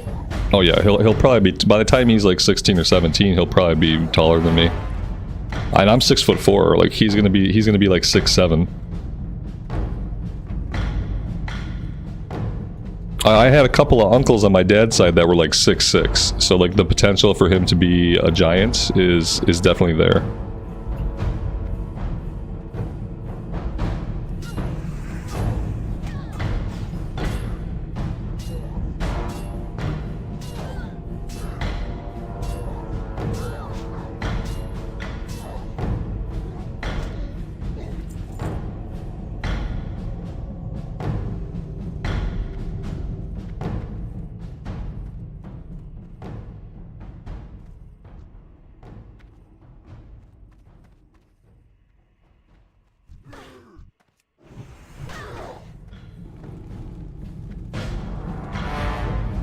There's a little bit of line of sight here. That line of sight didn't quite work. Like, the one fireball still hit me, even though we were line of sight. Yeah, the line of sight here is not playing ball with us. There we go, that worked. Okay, okay. Oh, shite. Okay, okay, okay. Alright, alright, alright. This is definitely happening.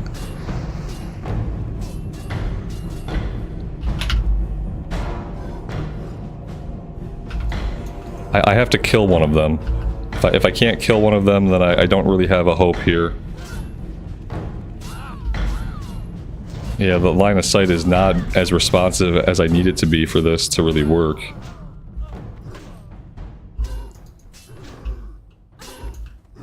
Like, with normal buildings, you can just zip around. Yeah, we're not gonna live. That's the second time we've been killed inside this building. This building does not like me. Like, I don't think this right here counts as line of sight. Like, I should have just been able to step right around the ledge, and they shouldn't have been able to hit me with all those fireballs. Like, if it had been a building, like a house or something, then that would have worked. But I don't think this was counting as line of sight. Whatever that texture is, didn't seem to be stopping the fireballs. I had to go too deep into the hallway.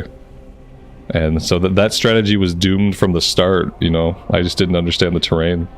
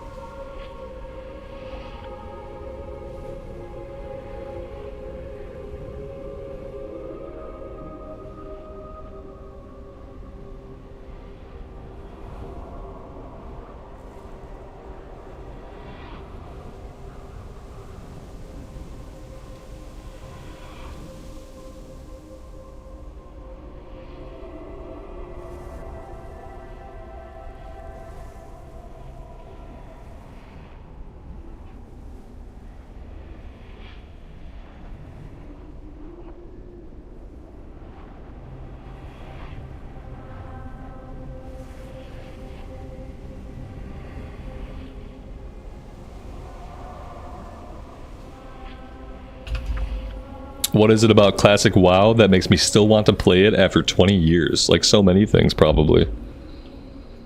Like a lot of it is rooted in the fact that classic WoW is like an actual true RPG. So like it retains all of the RPG elements. And as an RPG, retaining all of the RPG elements, many of which we talk about often, with those elements, it becomes incredibly immersive and just feels really good as a journey. I think a lot of it, like from a gameplay side of things, all of the classes are so different and feel so different to play that it basically has endless potential for replayability. But I mean, beyond just kind of being in love with the setting, I think the fact that it's like a true RPG with all those elements, it's just obviously like addictive gameplay. I get really immersed into the world and the character's journey. Yeah, I think it's a lot of things. I don't feel like I have never felt like that's a race to finish anything or to get to a certain point, and I'm not worried about repetitious daily activities or like any kind of grind like that. Everything that happens is like super meaningful. So like you get a weapon upgrade, it's really meaningful. It really impacts gameplay. It lasts for a long time. Like yeah, it's just like having RPG elements making the gameplay more meaningful moment to moment is a lot of what like keeps me playing. The fact that you can do the same questing like 100 times, and every single time you do the questing you have a different experience. Like the experience is never going to be the same. It's always going to be very different.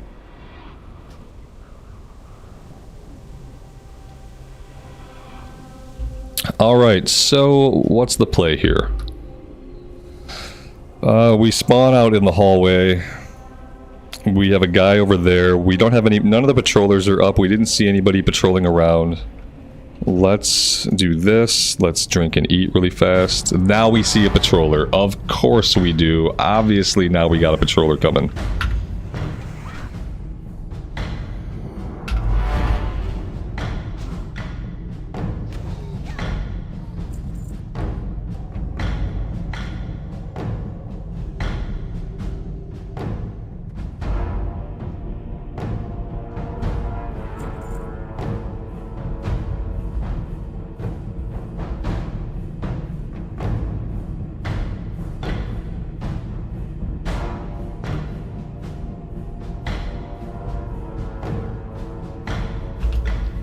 Let's see. Let's pull this side first.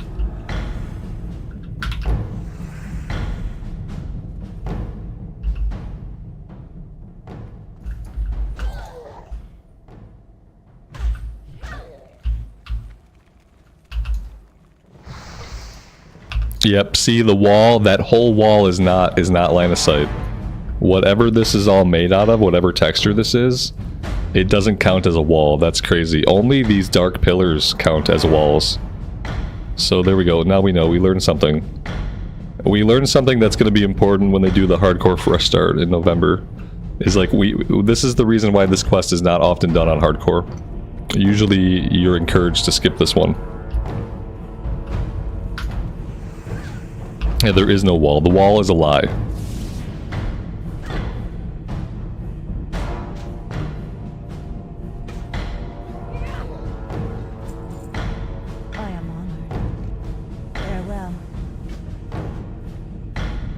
Oh god, wait, am I escorting her now? Oh no. Oh, this is probably going to end badly. Okay. Is this the kind of escort where I simply escort her, or are mobs going to spawn and attack us? That's the question. Alright, she is going to help us fight.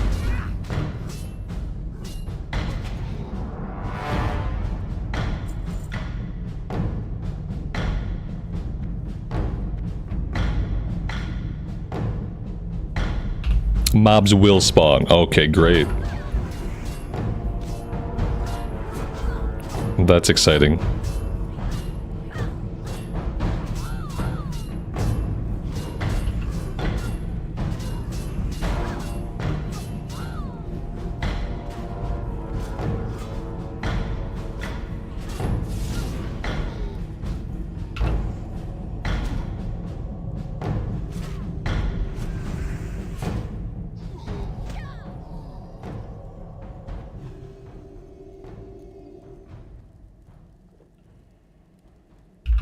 we're gonna have to try to stay maned up so that we don't get into like a really bad situation. She's gonna pull both these. Oh, yep, there we go. Okay. We probably don't want her tanking anything for too long. She seems to have a little bit of HP, but I don't trust it. So I'm not gonna let her tank anything unless I absolutely have to. If there's 4 guys, I might have to let her tank one for a minute until we can kill one of ours, but unless there's more than 4, I probably don't want her getting hit by anybody. Yeah, this is probably gonna get tough. And we're not really getting a lot of time between fights. She's gonna pull these two like together. This guy's gonna add. Oh no, he stopped. Okay, perfect, perfect. We could heal her. That's a good point. I never think about like healing the NPCs when we're doing escorts and stuff.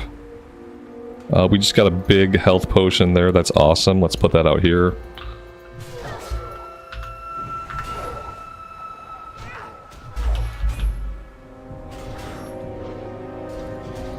Guys, we've got it. We've got an undead priest here.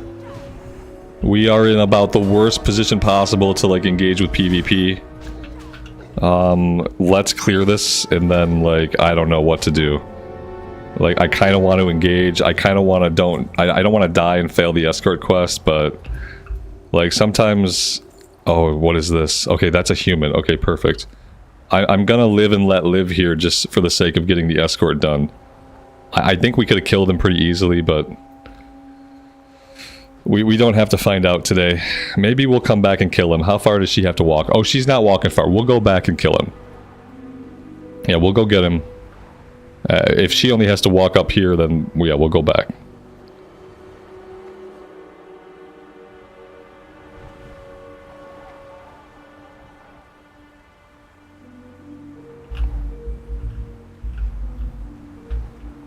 Yeah, the closest thing to a Fresh Start Classic server. In November, they're going to do something. Apparently, there's a big rumor that something is planned for November, and we think it's going to be a Fresh Start Hardcore server, though. Or somehow hardcore related. We don't think it's going to be like just a Fresh Start era, or even a Progression realm. It seems like it's probably going to be a hardcore thing.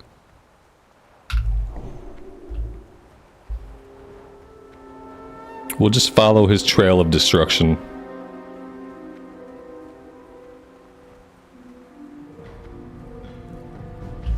He didn't go that way.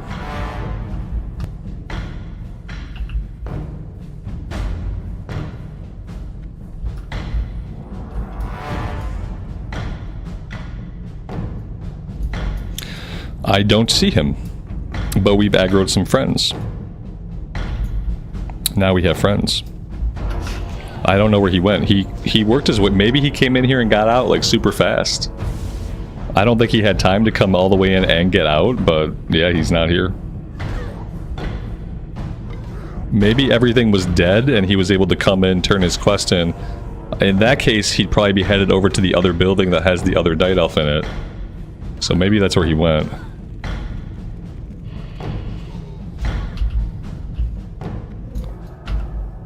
We're throwing down... That's him, right? Oh, no, it's not. It's not.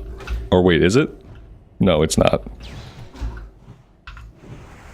For a minute, I thought that was a player.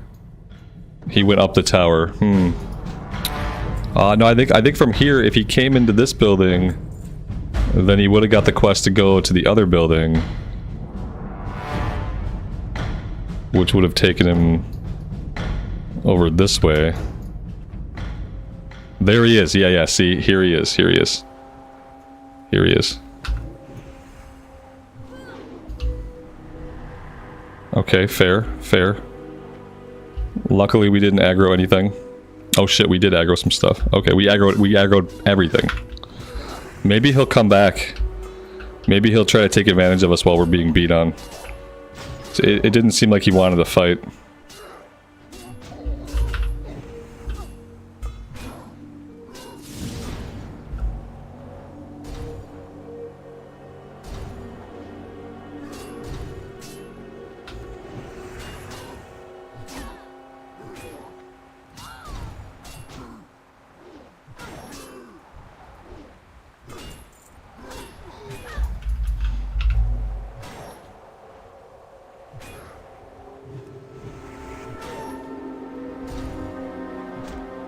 Nobody wants to fight. No, they don't. They're not PvPers. They're just people that are playing on a PvP server because it has a big population, you know. Like they don't want a PvP. They just want to play the game. So yeah, that's what it seems like, at least. They don't really seem interested in the PvP. Unless they know they have a distinct advantage, obviously. I feel like when we attacked that guy, like, that was a pretty fair fight. He had full health, full mana. We were a little bit low, like, so we know he would have came back over here to do the turn in. But he's probably already turned it in and gotten out of here by now. I guess, like, if I want to avoid the fear, I have to interrupt the fear. So I kind of have to just, like, predict that he's going to fear me right away. Wait, do they have an instant cast fear? Oh, their fear is instant cast, isn't it? Like, I don't even think I can interrupt it. Yeah, that'd be it. Maybe if I can stun him, like, immediately. Or, like, even if I stunned him as he feared me. Maybe then I could catch up with him. We need to head back over this way to turn this other one in.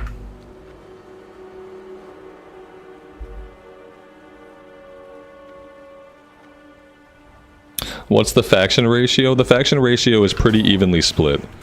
Keep in mind, in Classic Era, you're not just playing with people on your server, you're playing with everyone on the server cluster. And so it takes into account multiple servers. So even though Mankrik might be like a 60-40, we're also getting players from Thunder Fury, which is a Horde realm. And like, so it ends up being pretty evenly split.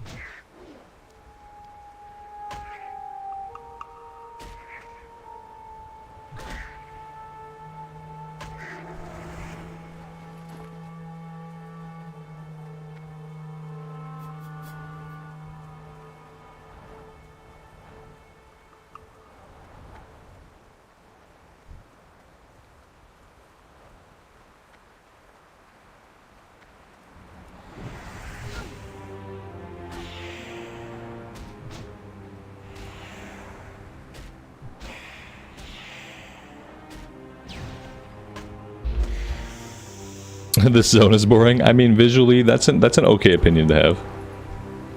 I like doing this zone when we're doing stuff in Stranglethorn Vale, so that we have a very like stark comparison of two very visually different zones. Yeah, because in a little while we'll be back in Stranglethorn. So that's kind of it's a good time to do this zone, because yeah, it looks very moon-like. The moon-like zones are not my favorite zones either. But they definitely have their place in the game. And then there's like little corners of the zone where there's a little bit of foliage, and you kind of appreciate those small areas that even like have a single tree.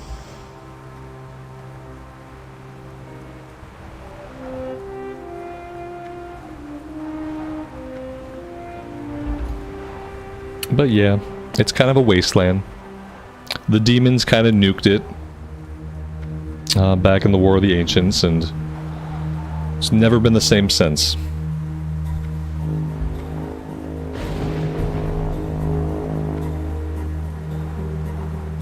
Alright, nope, I have a no Thunder Lizard policy.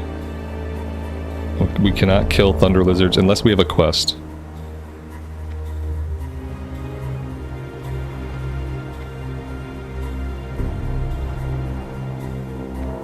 Light be with you. Go with honor, friend.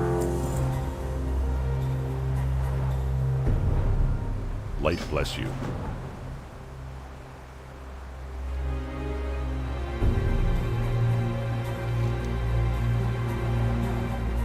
Alright, he gave us a follow-up. I don't know what this one is.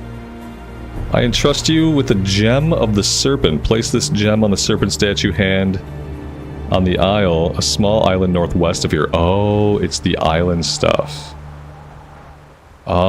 Yeah, like maybe we want to do the island stuff while we're out here. I see it now on the map. We could probably do this stuff. Yeah. Log is getting full. Yeah, we're 18 out of 20, but I think we should probably go do this stuff. Yeah. Yep, I'm gonna bio real fast. I'll be right back, and then we'll go do the island stuff.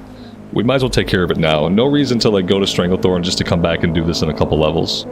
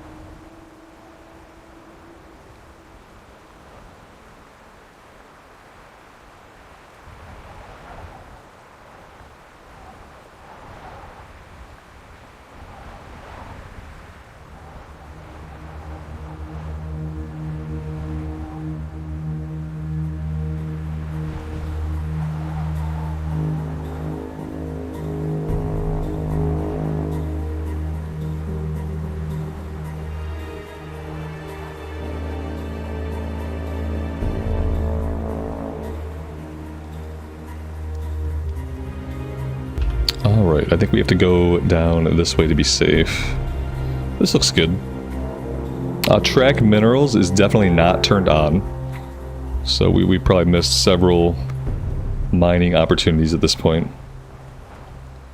See, then you come into this area here and like all of a sudden it's not like a blasted wasteland. You get to see like a little bit of what the zone might have once been like.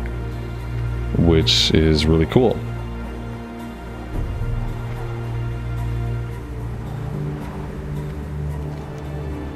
I think it must be an item or something. What? Yeah, this has to be maybe some kind of item to begin this quest. Find... Oh, okay, find the silver key. The golden key. Okay, let's go see... Yeah, this is an actual quest we have to pick up. And then we're looking for 3 different keys, I think.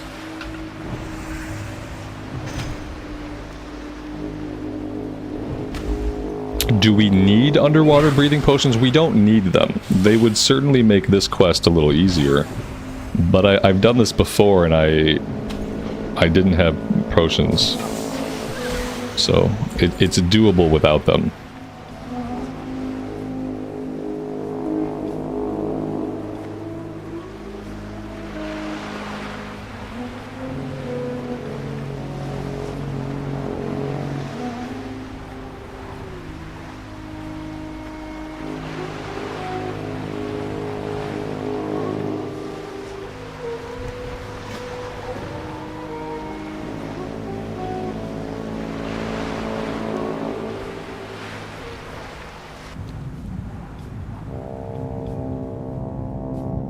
These guys, like, this is the tough part because these guys are usually, like, pretty deep in the water.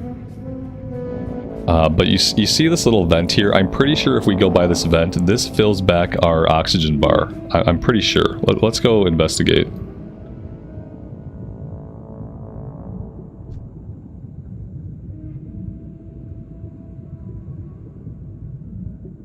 Yeah, see, this refills us. So, like, even though we're pretty deep here, if we put a little bit of thought into it, we can try to fight around, like, these vents, and that way we'll be safe.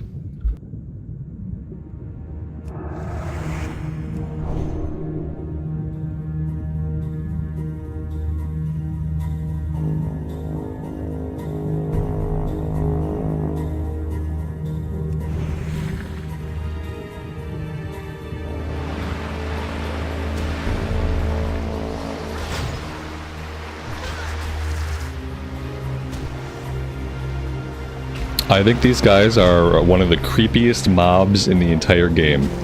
Like, something about how they are crustaceans that are upright just, like, really, really unsettles me. And, like, it doesn't matter what size they are, like, this model is, like, very disturbing to me. Like, people talk about having, like, arachnophobia and, like, being afraid of the spiders in the game. Like, I think about these guys, and I'm like, these guys are absolutely terrifying. It's an upright, like, crustacean. It's heavily armored. It's got pincers that can probably, like, slice your arm clean off. Like, yeah, like, this is the worst, the creepiest mob in the game for me to fight. They just unsettle me. Yeah, it's the last thing I'd ever want to fight in real life, too. Like, it's basically a living tank with built-in weapons. And now, like, the fact that they're upright and they're kind of like, they're kind of human-esque here, and I don't like it. Yeah. It's a crab tar. Right, exactly. Yeah, it's a crab tar, basically. I don't like their eyes or their tentacles. Like, I don't dig any of it.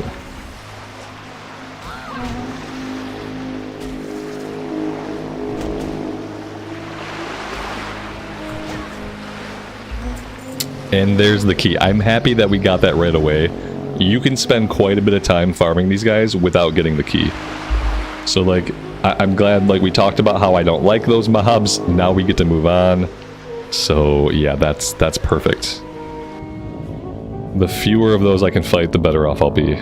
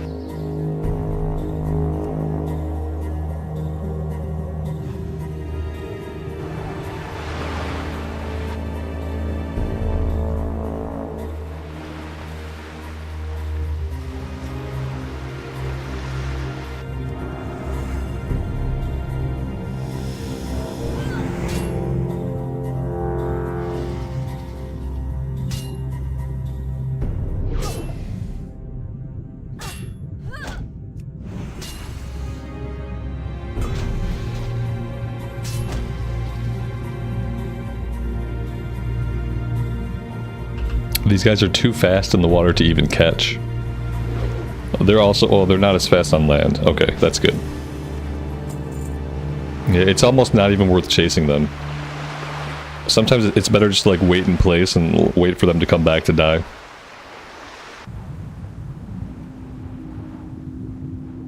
No, I did find that funny. Yeah, how in the War Within it turns it turns them into crabs, basically. Into lobsters. Yeah, I did find it funny, because that was much worse. Like, I don't mind that they're spider people, but the idea of turning them all into lobster people was terrifying. Yeah, I didn't like that. And I don't understand why that would be the option. Like, if you're doing it for a phobia, if the point of the thing is to, like, get rid of a phobia, why don't you turn them all into fuzzy bunny rabbits? Like, many less people would be afraid of fuzzy bunny rabbits. Because turning them from, like, land arachnids to underwater arachnids, like, what's the difference, really? Like, the underwater arachnid is more terrifying. It has armor and sharp claws.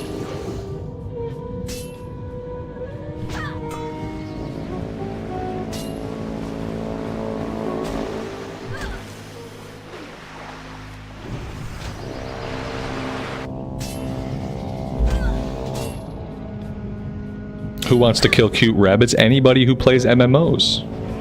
Yeah, we're used to just killing the local wildlife.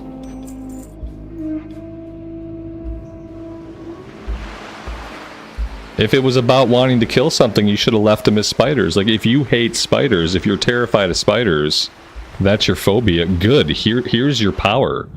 Get on WoW and kill these spider people. Look at it. It's terrifying.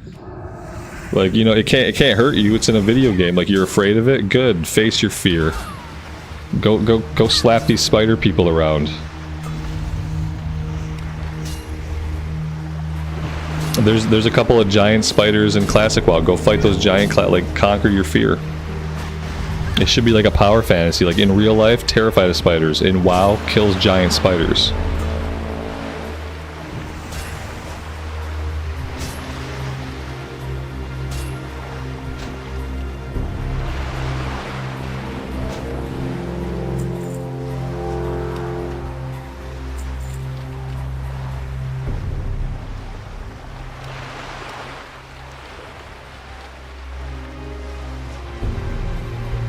Did we get all of the keys? Oh, yeah, I think, like, somehow I wasn't really paying attention that much, honestly. I think we got all the keys. We have the turn-in now, so... yeah. Very cool.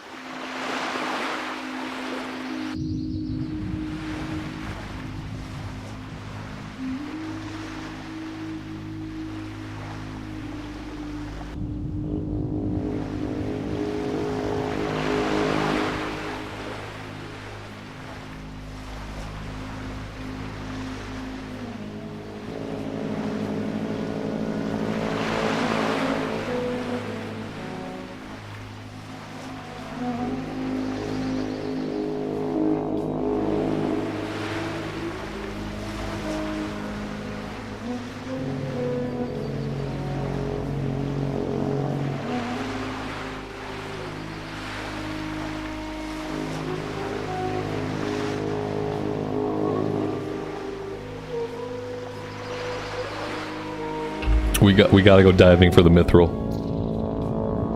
Yeah, it's down there a ways. I think we have time to get to it and get out before we die. It's gonna be close. Oh shit, yeah, no way. Not with a mob on us, we're not gonna do it.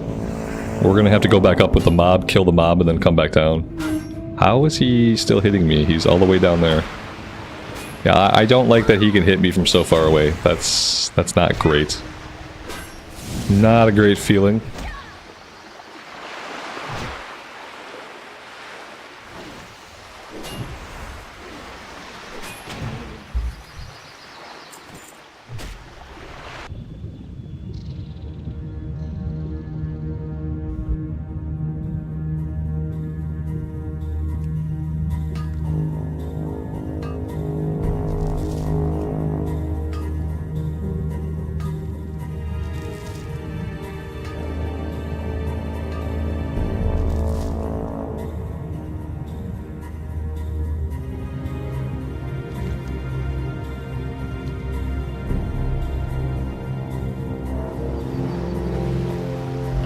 Yeah, the water breathing potions would be great. You don't need them. You don't need them, but they'd be helpful.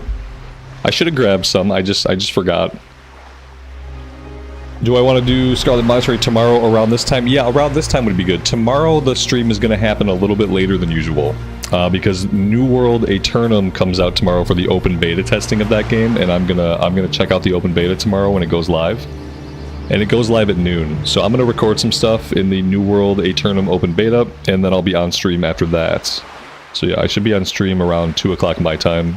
Right now it's 3 o'clock my time, so yeah, sometime around now would work out.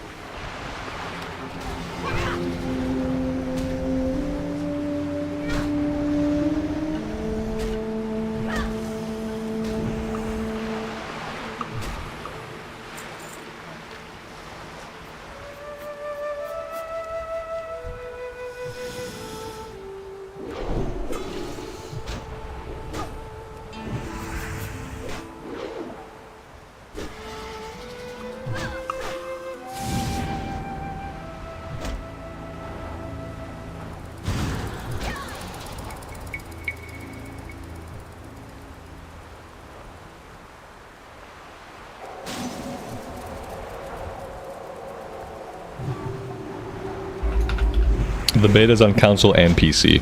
You can download the beta through Steam. The beta is also on console. If you have Xbox Game Pass, like I do, you can go download the beta client right now on the Xbox. Oh my god, we can't mine this. Oh my god. True silver 230. We are very far away from 230. Yeah, we're at 184. Oh my gosh.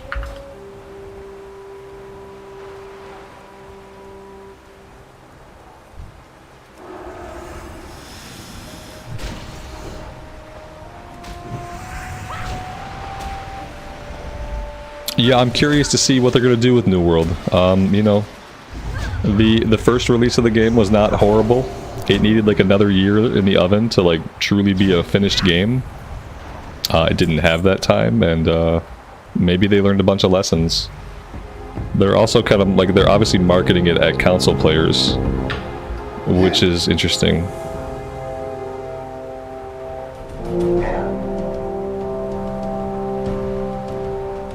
Yeah.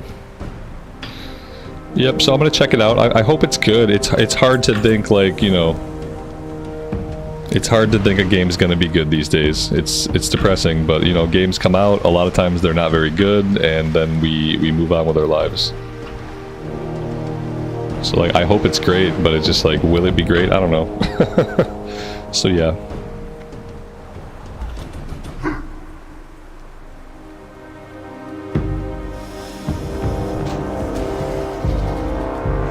Like, you think after making an entire game, doing multiple expansions for that game, and then having that game basically fail, shutting that game down, and then rebooting the game, you would think that, like, you would hope they had a really clear idea of the game they actually wanted to make, and that the game that they do make now would be really good.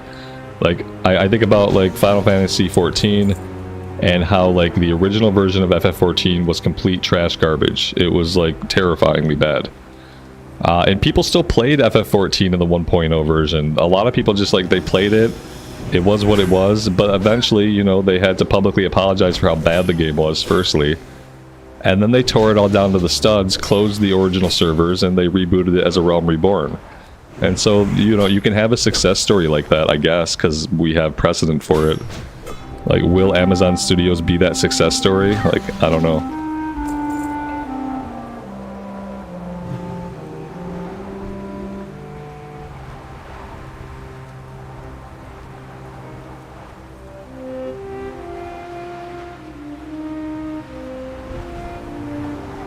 Do I know if it cross saves? I have no idea. Yeah, I'm not sure. You would hope so. Yeah, any game that's going to be available on console and PC, you would hope that there'd be an account link and a cross save. That would be the way to do it. It should obviously be like cross play, cross save, like, for sure. That'll be a good sign as to whether or not they're going to do it right. Is like, is it cross play? Can I get on my can I be on my character like during the day on the PC, and then in the evening go on the Xbox, boot up my character and work on some crafting? Because that would be really cool. It would be great to be able to play the game a bit during the day, and then like in the evening just like log on the Xbox, take my character out and do some crafting with them. I think we're done here, actually. Yeah, we are completely done here.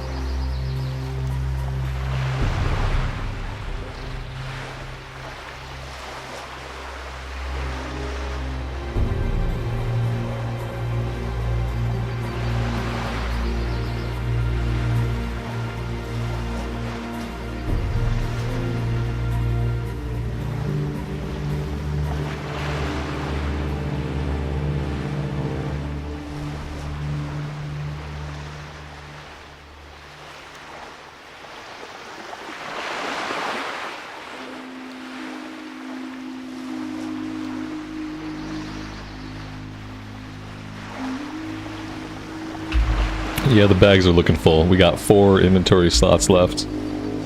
I think the plan is going to be, we'll turn this one in. I don't remember if this chains anymore or not. But yeah, ultimately we're going to be heading back to Stranglethorn pretty soon. Which is going to involve a flight to get to somewhere. Not really sure like where we want to go or how we want to handle it.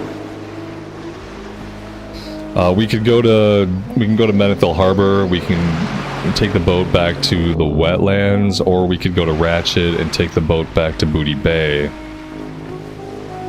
Either way, like most of what we have to do is in northern Stranglethorn. Booty Bay like gets us close. We do have a couple of things to turn in Booty Bay. So yeah, like maybe we go Ratchet to Booty Bay to get ourselves back into the Eastern Kingdoms. Maybe it changed into a Naga kill quest. I think you're right. That sounds right. I do remember having to kill different types of Naga. I thought maybe that was for the keys that I was killing different types of Naga, but then we got the keys so easily that now I'm not so sure. We've got an elite giant here. We really don't want to aggro this guy. That would probably be... He looks like his aggro radius is not very large.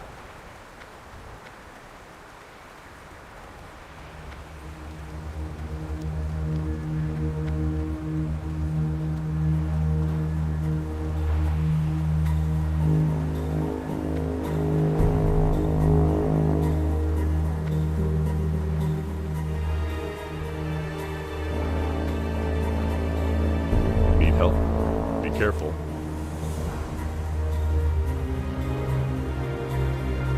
Light bless you. Oh, yeah, he doesn't have anything else. Okay, so maybe we remember killing Naga just because we were looking for the keys. I think we got really lucky with the drop rate this time. I do remember those keys, like, they didn't drop that easily. I especially the Makura, like, I remember farming those guys, like, for a long time before I got that silver key. So I think we just got really lucky. Not so lucky, the fact that this guy's, like, right in our way. Alright, so I think I'm gonna blow the Hearthstone here. That'll get us back to town. We can turn in what we have. And then I believe we'll be getting on a flight out of here. Vendor some of our junk really quick. Unfortunately, we don't have a ton of actual junk.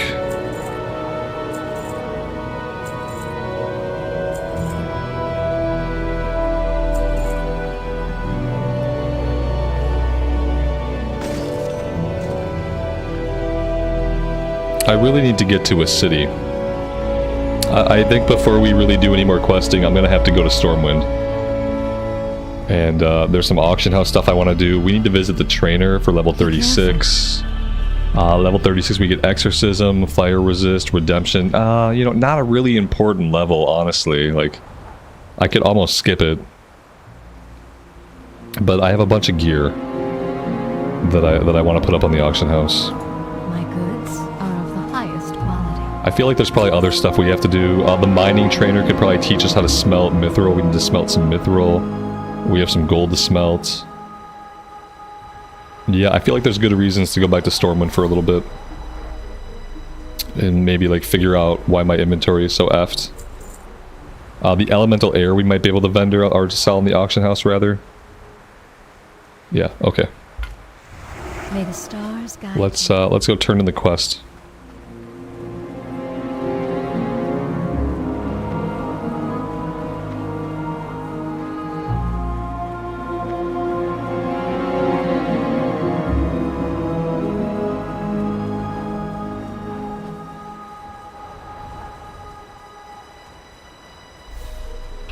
Yeah, in Classic Era, getting your mount is kind of a momentous occasion. It's quite an achievement to even get to level 40, and then the mount has a bit of a cost associated with it.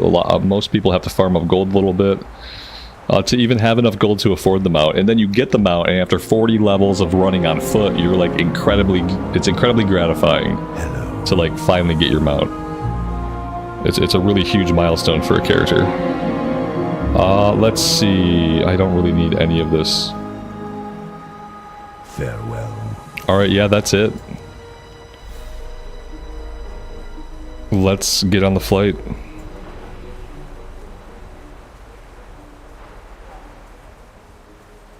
You think I should go to Ironforge for mining? Because I need a higher level trainer. If we want to go to Ironforge, then maybe my best bet is to fly to Dustwallow Marsh. Greetings. Oh, we also want to go to Ironforge because in Ironforge there's a breadcrumb that leads us back out here that leads into another quest chain. So I also want to find that. Yeah, let's go ahead and we'll go to Dustwallow. Hello. And we'll take the boat to the wetlands, and then we will go to Ironforge. That's probably going to work out best. I should make my enchanting character. Yeah, I really should. I do end up vendoring a lot of greens. I'll try to sell some of them on the auction house. But it would be really easy to just have a character that I mail all of my greens to. Just like automatically, if it's a green, I don't need it, I'm going to send it to this alt. That's kind of appealing. I'd have to level that character a bit, and then I'd have to make a habit of getting on them and actually disenchanting all the gear. I would probably get more out of that. Ultimately what happens is I try to put them on the auction house, they don't sell on the auction house, and then I vendor them. So, yeah. What would I do with an enchanter? I guess I could do like a druid or something. Enchanting though, like, it's great to have an enchanter. I feel like you could probably make money with enchanting, but I can't help my own characters with it. You know, you can't make like enchanting scrolls or whatever and send them to your own characters. So it's like enchanting is something like I could make money off it potentially if I wanted to sit online and like solicit myself to do enchants. But there's no way to use the auction house to make money off of it, and there's no way to use it to support your other characters. You know what I mean? Alex, good afternoon, man. Welcome to the stream. Thanks for being here. If I intend on doing the Alterac quest, there's one that begins in Ironforge as well. Yeah, we will do stuff in Alterac. So I will look for that also.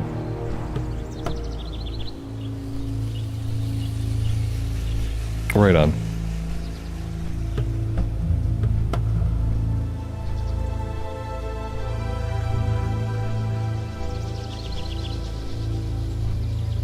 This feels weird. Flying over Mulgore as Alliance.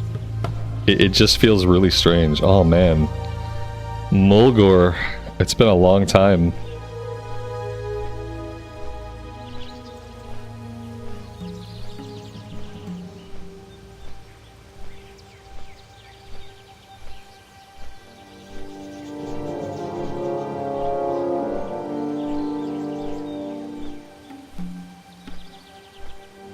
Yeah, it's one of my favorite zones. It's the first zone that I ever logged a character into the game and ran that character around the world. I made a Tauren Druid, logged him into Mulgore, ran around. My friend opened the map for me and like showed me all the zones, explained like how like every zone was very different. Like I fell in love right away. Time for a new hoofy. No, no, no, no, no. No, no, no. No, we're doing this all the way to 60. And then after this character's 60, we'll see what we want to do next.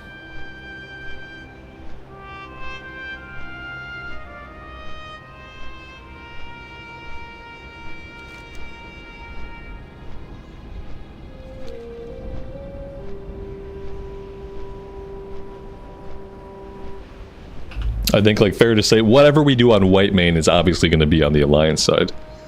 I think we're going to save Horde side for the hardcore thing they're going to do in November. If they do a hardcore fresh start in November, like we think they're going to do, then I'll go Horde side for that. And that'll be how we get our Horde side on. I'll do a Orc Shaman for the hardcore fresh start.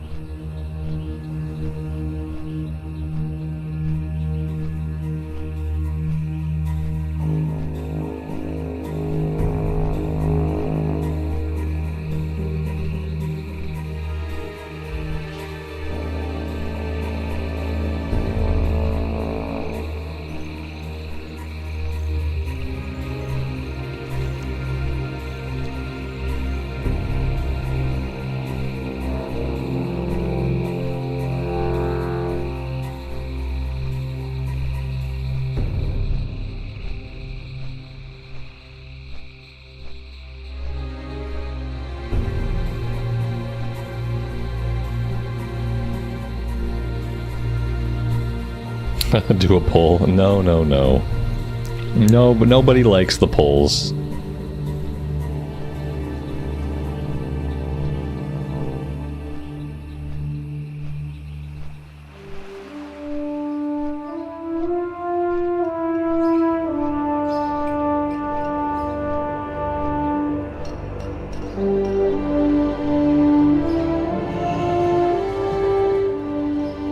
Then again, though, you know, I say we could play Horde side, but realistically, what's gonna happen? What's gonna happen to our characters, guys? Like, what do you think is gonna happen to our hardcore characters? I know what's gonna happen. Eventually, most of them are gonna die. Some of them are gonna die at an unacceptably high level. And so if I play Alliance, then I could transfer them to Whitemane and they could live on. This character was a hardcore character on Defias Pillagers. And she got to like level 22. And then I was able to send her here, and now she's going to be my first character here to 60. So like if I play Alliance side, I can send my people to Whitemane. And then that's, if I get someone to a high level and they die, it's not as big of a blow than if they're just like gone and I don't get anything out of it. If they'll make it to 60, you trust me? That's a lot of faith. Yeah, maybe one of them will, but I just foresee them, I foresee all of them dying. My experience has been that they'll die. It's just a rumor, Alex. Yeah, there's a rumor. People, it comes from a couple of different streamers, I guess, but it's basically an unsubstantiated rumor. But also the 20th anniversary happens when? Like October 20th or something is like the 20th anniversary stuff. So, you know, maybe that's the day that they'll announce like something for Classic. Maybe they'll have an announcement on their 20th anniversary. Because everything else they have for the 20-year anniversary, it all seems to be retail stuff. Like they did the remakes of the tier 2 sets. Like everything they're doing for the 20th anniversary really is just relating to retail WoW, it seems like. So maybe they'll have an announcement for Classic. I doubt it, but maybe. Yeah, you can't have Horde and Alliance characters on a PvP server, yeah. That's the problem. You have to pick a faction on PvP. On a PvE server, it doesn't matter. You can have both factions, but on a PvP server, you're stuck with one or the other.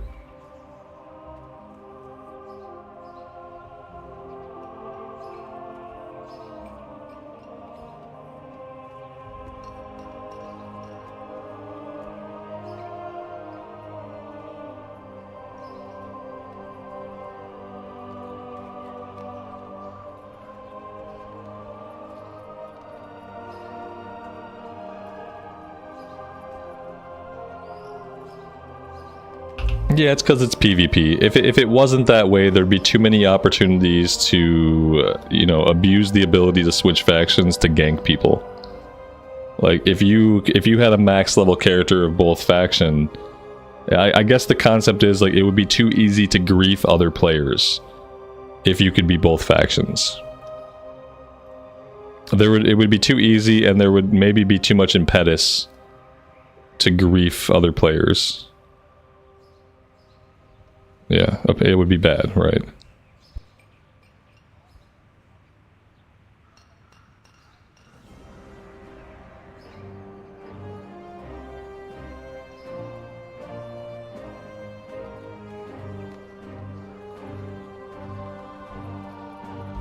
I think we just avoided being killed by a very high level orc.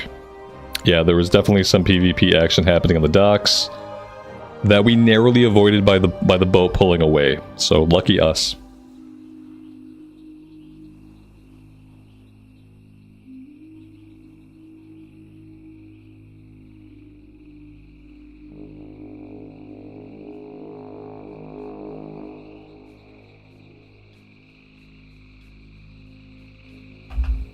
Yeah, everyone has their own idea what griefing is. Yeah, that's true. But I think either way, like, I guess the point is, like, playing both factions, it gives you an unfair advantage. Even if your intention is not to grief.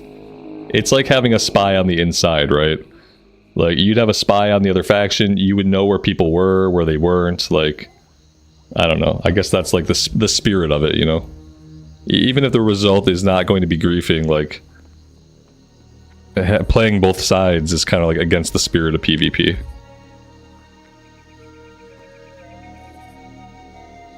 Some people think, like, somebody killing them once is griefing. Like, some people are soft. Some people get killed, and they think, oh, I'm being griefed. It's like, no, you're just on a PvP server.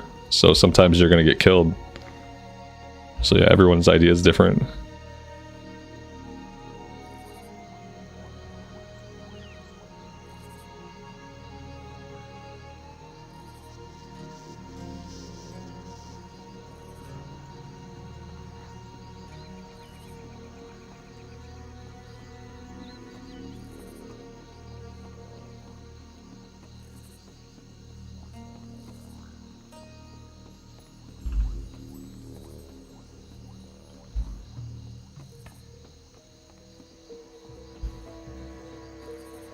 Maester, I'm glad I could help with that.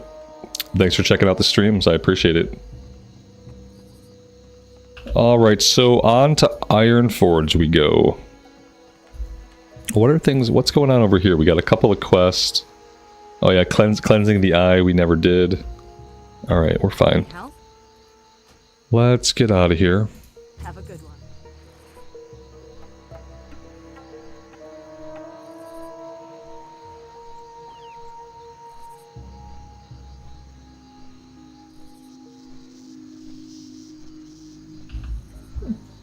Is vanilla still worth playing? If it's your type of game, absolutely. Everybody's a little bit different, so... Like, people get different things out of video games. If you're looking for a version of the game with a nice big journey, with all the RPG elements intact, then yeah. Vanilla WoW is definitely worth playing. But it's really all about what you prefer.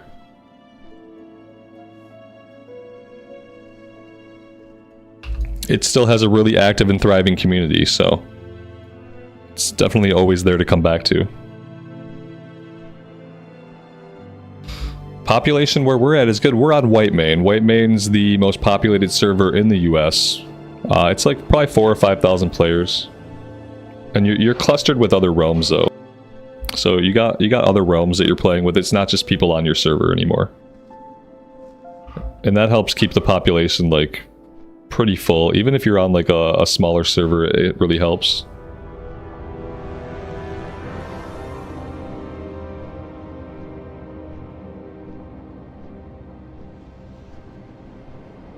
Yeah, people do raids all the time.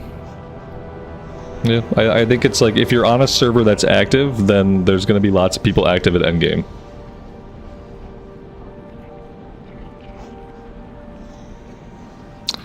Alright, do we need to train anything else? Turn the music down a bit. Blacksmithing, mining, okay, so let's go check that out first.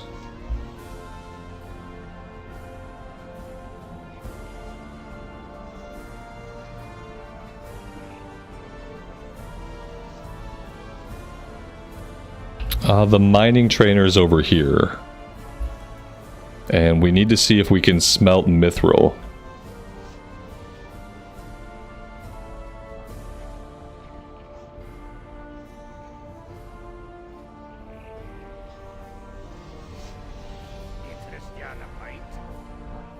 There we go.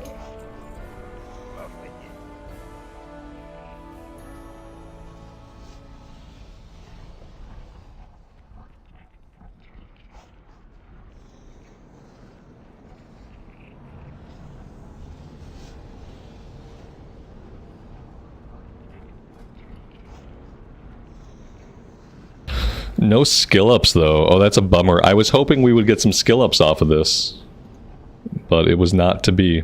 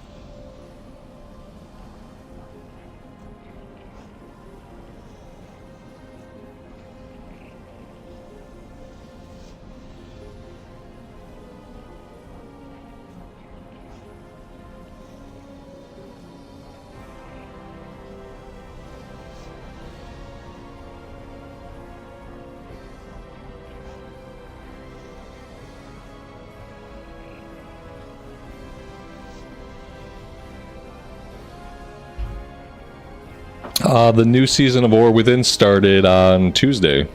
Yesterday. Day before. The 10th. Whenever the 10th was. That was the start of Season 1, I'm pretty sure. Season 1 is already on its way. It's on its way, and it's doing well without me, I'm sure.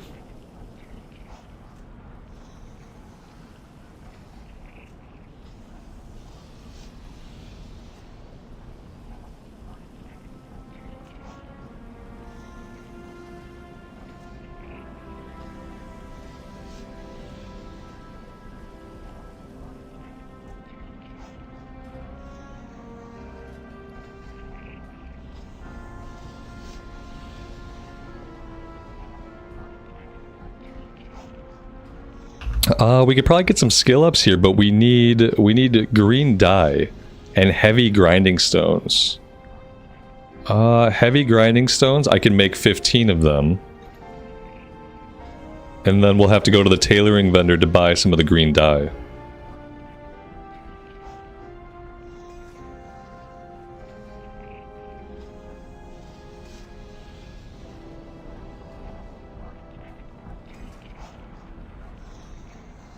Yeah, we're gonna hit up the auction house for sure. Yep, we'll check the auction house. We will check the price on Mithril. We'll put up a couple things for sale. We'll sort the inventory out. Try to take care of everything we can.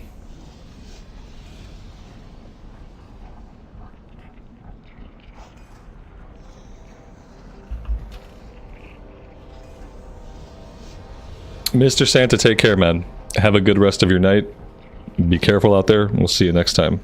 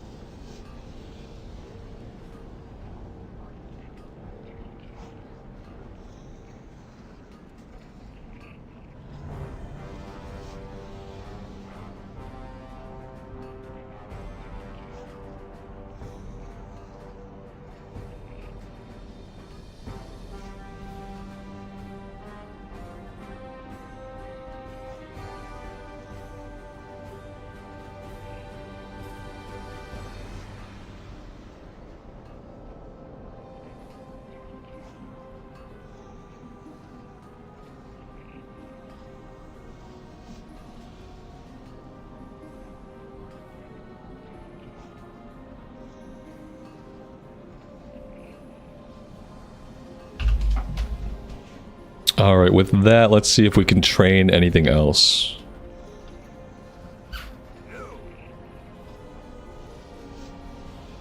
There we go.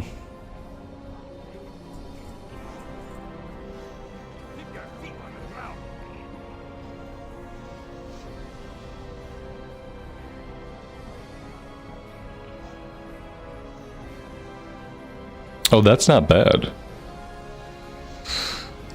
Like, if we could... I wonder what this sells for. I wonder if it would be worth it to make this. Maybe not, because, like, oh, we need other things. Yeah, we need a green leather armor. We need jade, moss. Some of this we might have. Yeah, I wonder if that'd be worth making.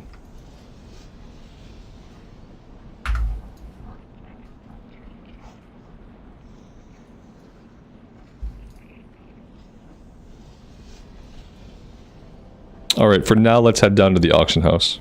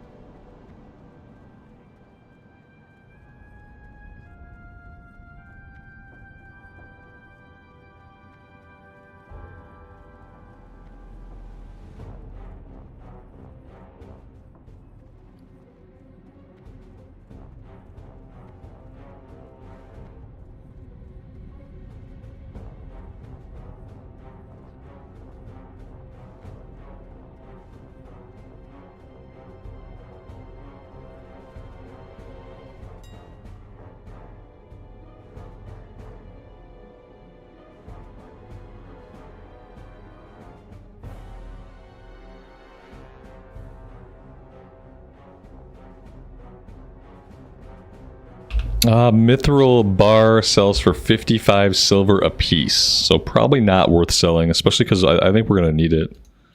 Let's see what the ore sells for, out of curiosity. The ore sells for more, so if we wanted to sell it, we'd want to sell the ore, not the bars. That's good to know. Alright, let's see. Let's put up some of this of the bear stuff. We'll do like... This is a pretty good helmet, so I'm gonna do like 20 gold.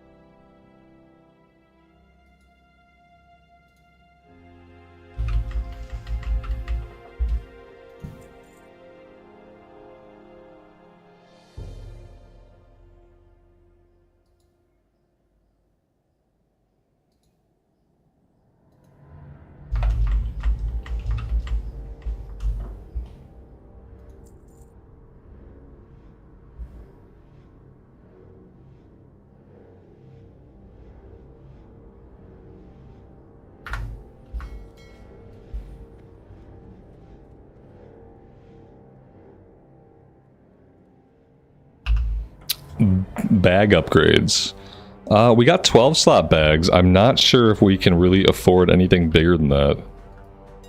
Like, let's see what a 14 slot bag costs.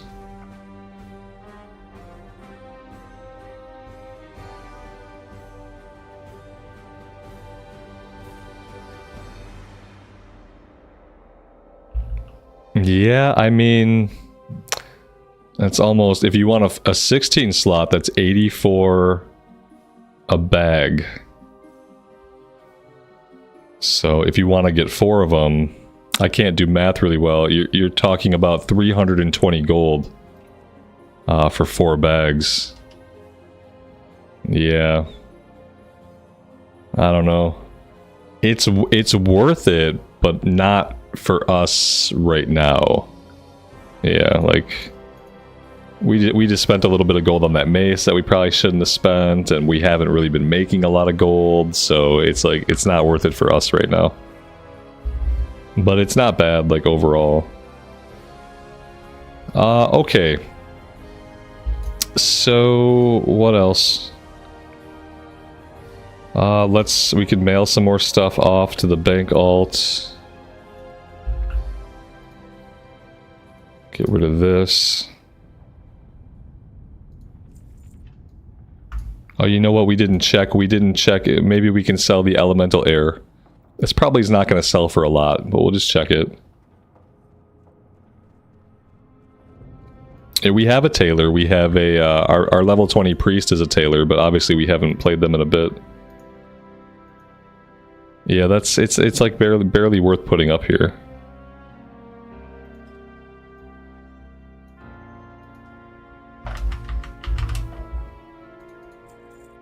All right.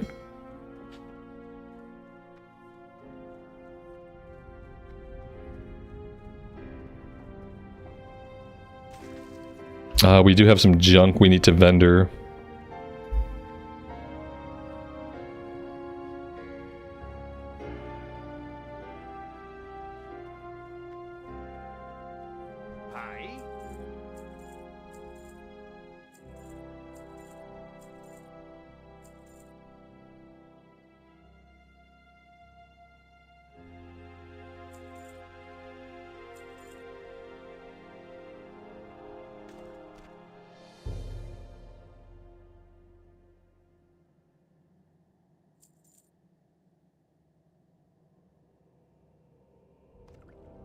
Off with you.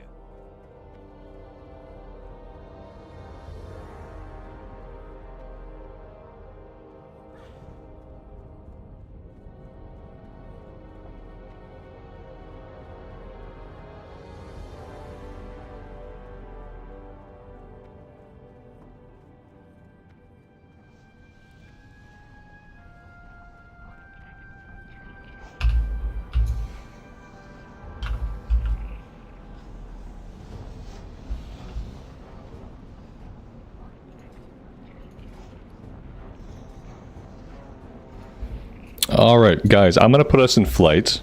What can I do for you? We're gonna fly all the way down to Booty Bay, and I'm gonna take a little break. I need to get some food and refill my coffee. It's kind of late for a lunch break, but I haven't taken one yet, so I am gonna step away for a few minutes here. It's like 3:37. I'll be back in like 10 minutes or so. Yeah, I'll be back in a little bit. Let's put us in flight, and I will see you guys in a few.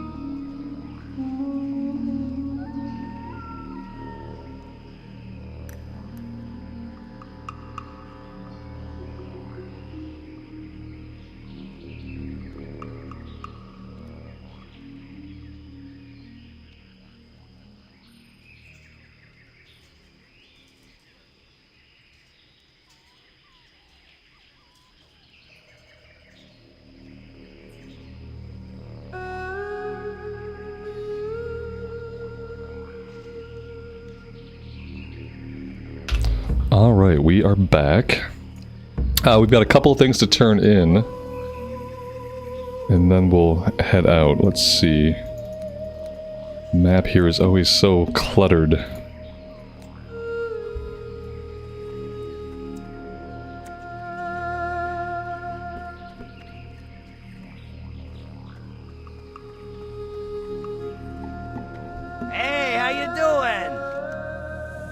Have a good one. Keep it real.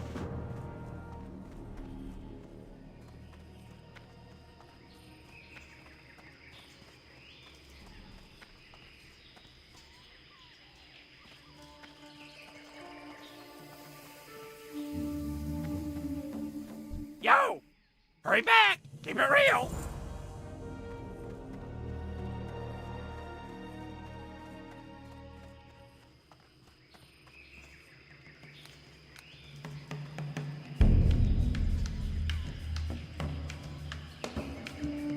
Alright, while we're down here, we need to pick up Singing Blue Shards, Stone of the Tides. Maybe? Yes.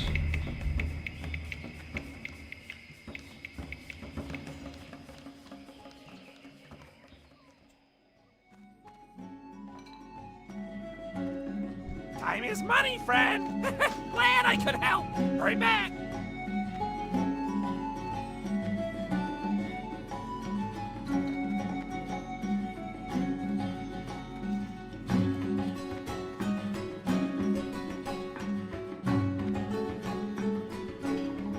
Keep your nose clean in my town.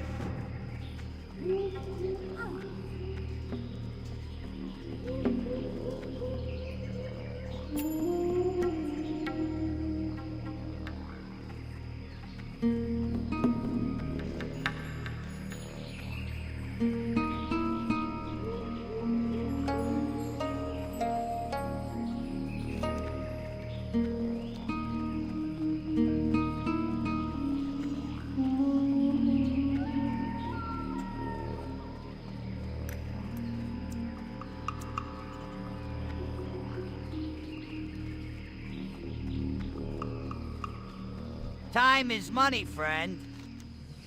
Be good. Have a good one.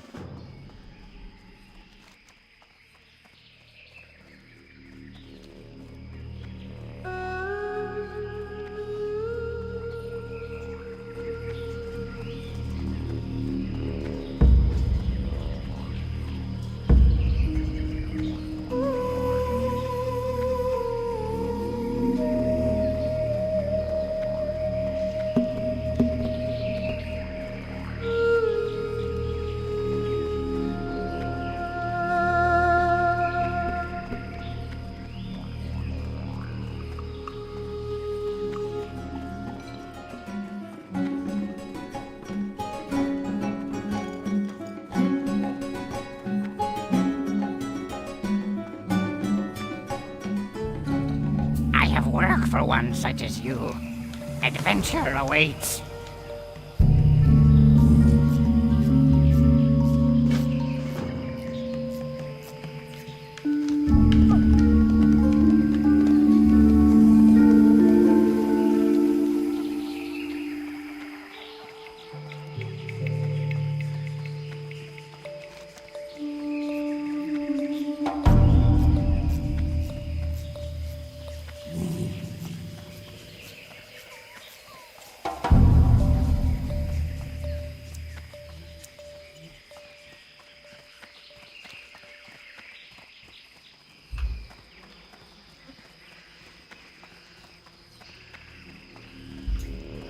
Yo.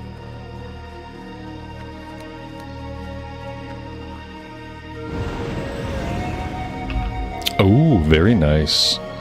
Spirit of Zandalar. Movement speed increased by 10%. All stats increased by 15% for 2 hours. That was a nice turn of chance. I had no idea that was coming. That's awesome. When I hit level 60, do a stream where all we do is gank Horde as revenge. I haven't been ganked hard enough or long enough to make me want to exact that kind of revenge. Not yet, anyway.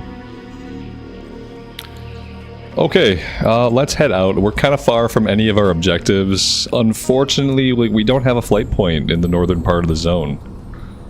Unlike the Horde get to have 2 flight points, and we only get 1. So, yeah, unfortunately, we're gonna run it. Well, no, we're not gonna do this one down here. The enemies down here are higher level. We're gonna do this one out there. It might even be faster to run to Duskwood and run from Duskwood, honestly. I'm not really sure.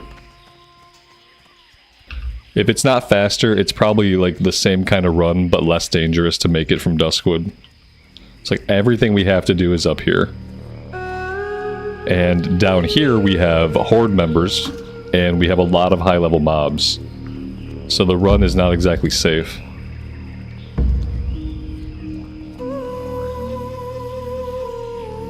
Yeah, exactly. Being Horde is so much nicer in the zone, yeah. Yeah, it's nice because you get 2 flight points. And I also, like, along with the 2 flight points, I feel like the Horde side have a little bit more they can do here.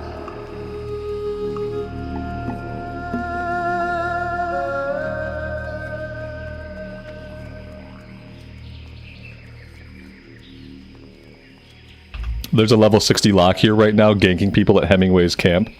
Spectacular. I guess we'll avoid the camp for a little bit. And maybe we'll go after Hostile Takeover, and we'll work on the humans up here. We'll do the stuff over here first, and then we'll head this way. And maybe by then they'll be done ganking people. Possibly.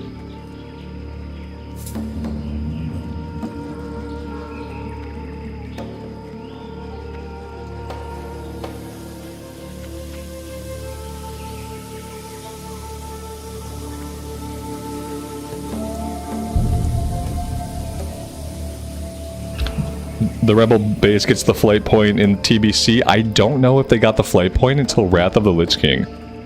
Did they get it in TBC? I don't know if they did. I wish I could say yes, because they should. They should have it. They should have a flight point there, but I don't know if they get it in TBC, or if it was Wrath, or if it was Cataclysm.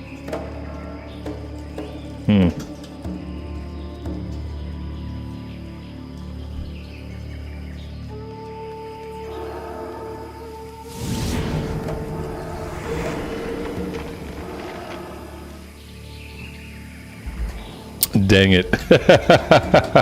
Why'd I go after a hunter? Why did I go after the hunter?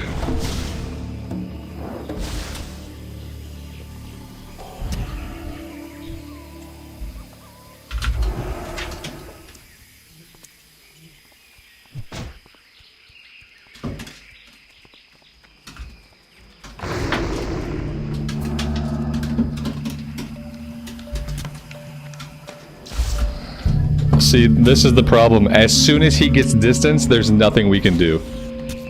As soon as he gets distance on us, there's nothing we can do. Like, we're screwed now. We shouldn't have let him get distance on us. That was the mistake. Like, he's out of mana, but like, so are we. And like, he can kite us basically like indefinitely. Like, they just have too much ability to kite.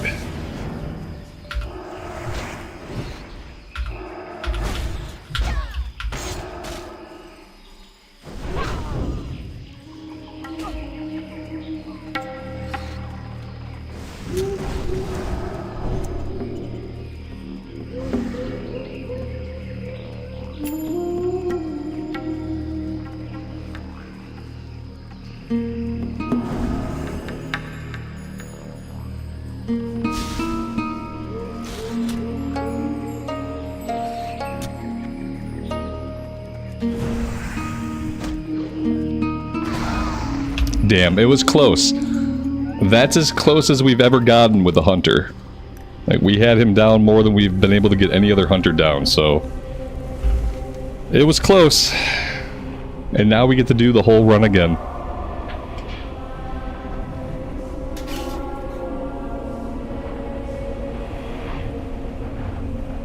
It was close.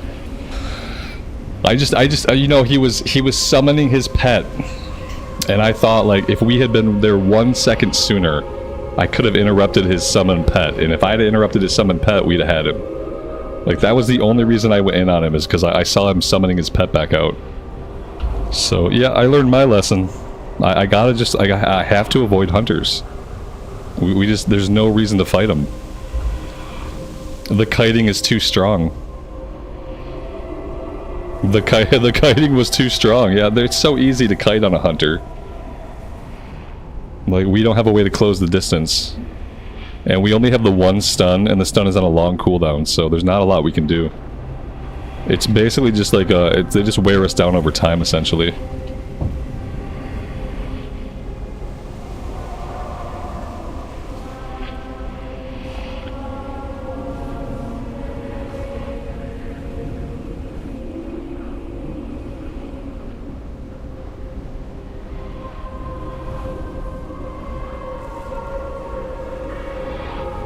Yeah, we do have 1 point in Pursuit of Justice. Yeah, we do. We've got 1 point. I need the other point. You know what screwed me over was that I have this point over here. Like, I don't need this here. I need to respec out of this. Because maybe, just maybe, if I'd had that other point, maybe we could have caught up to him. Maybe we could have caught up to him. If we'd have got like 2 more hits on him, he'd be dead. Like, we really just needed 2 more solid auto attacks to go off. And so yeah, if I had that point here, that could have made the difference. So yeah, I should respec.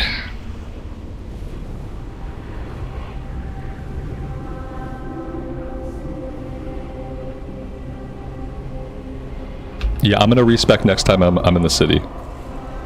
It has to be done anyway, and it's relatively cheap. I haven't respec'd at all, so I think it's like 1 gold, right? Or is it free the first time? Maybe it's free. Yeah, see. We got Tauren Warrior here. We are not rezzing while he's around. We are gonna let him go on his merry way, far out of sight, hopefully. And we're not gonna res until he's gone. And if we run into him down the road, that's great, but I need a minute to eat and drink. He's almost far enough for me to feel safe.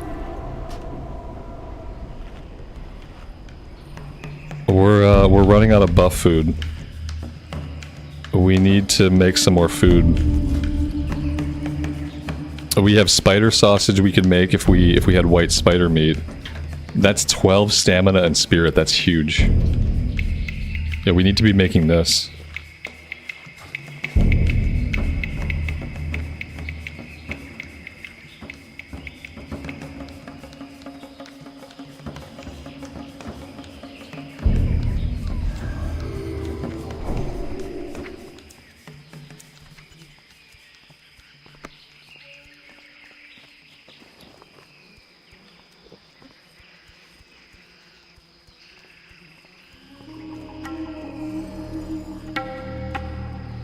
There we go. It took me a minute, but I got there.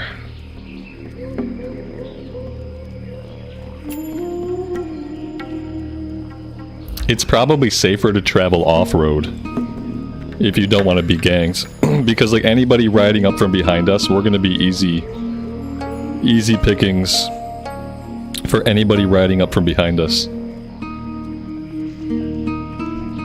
But we don't really want to go off-road. Oh shit, here we go. Okay.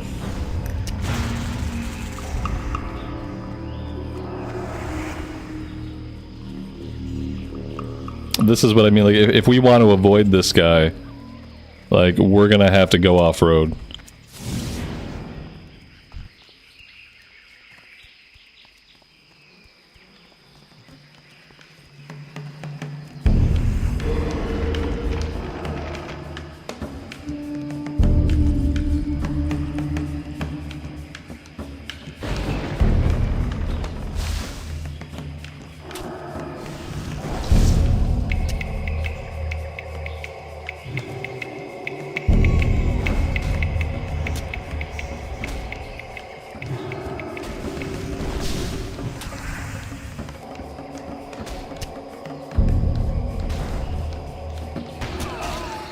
Damn.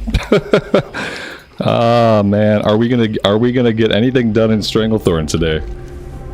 The good news is it put us up here. I'm tempted to eat the spirit thing and just be done. I'll get my body one more time. I'll go get my body one more time. If we get ganked again, I'm just gonna spirit res and probably be done for the day. Like, I'm fine with that. Engineering, it's just like the class is too powerful for PvP. Like, and I didn't want to fight him again, and I should have taken my own advice, and I should have gotten off the road if I didn't want to fight him. That's going to be the key, is like, if we don't want to fight people continuously, we're going to have to stick to like low traffic areas. I can't fight any more hunters. Yeah. So if I get my body back, I have to be able to go off-road a little bit.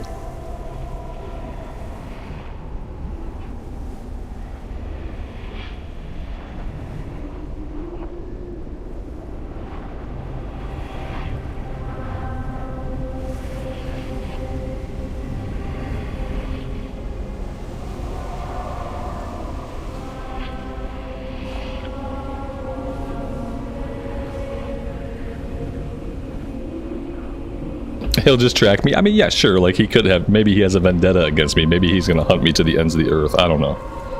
Either way, my best bet is gonna be not running up to him on the road, which is what I did that time. It's like, he was on the road, I ran up the road and ran right into him, so... Like, no matter what, my best bet is to not do that again. If I want to get anything done. We're almost in the area where we can farm the Crocodile skins. So I'll try to work my way off-road and head over towards the river. And like, yeah, maybe he leaves us alone, maybe he hunts us. Either way, it's fine.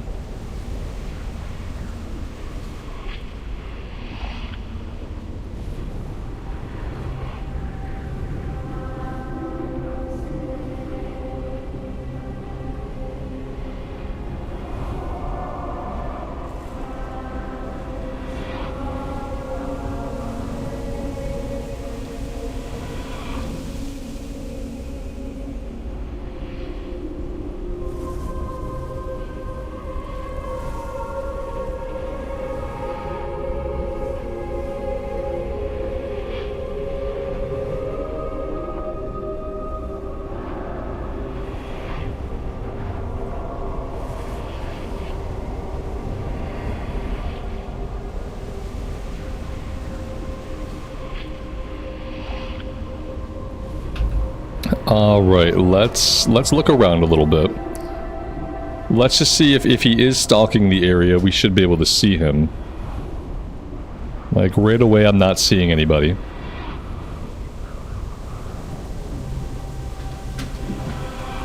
Alright, we look good. I'm gonna res, and then I'm gonna kind of head off into the hills a little bit. I'm gonna try to res over this way.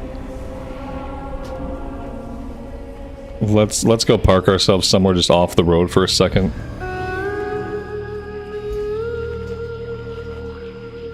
Let's hopefully not aggro this cat. And we'll just we'll keep our eyes open.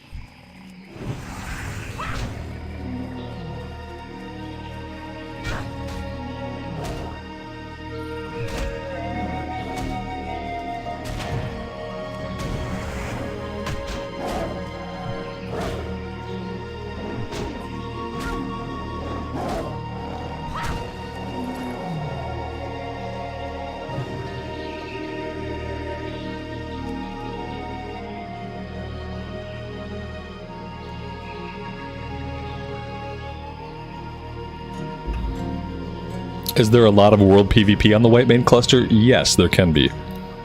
It depends on the area you're in, and it depends on the time of day. But yeah, we often run into PvP. It's never too much, it's never stopped us from being able to quest and like make progress. But it happens pretty frequently.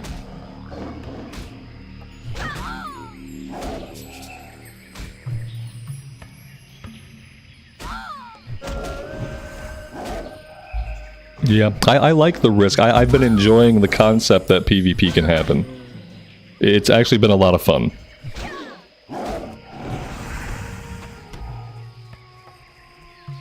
It's been a lot of fun, and it's been a very different way to experience the game after only playing PvE for 20 years. Like, I am only now getting an experience that, like, a lot of people, like, they had this experience when they originally played vanilla. And, like, I always played PvE servers. That was where my friend played. It was where my guild was at. So, like, I never sampled PvP servers back in the day. So it's nice to finally have this experience and kind of, like, understand it a little more.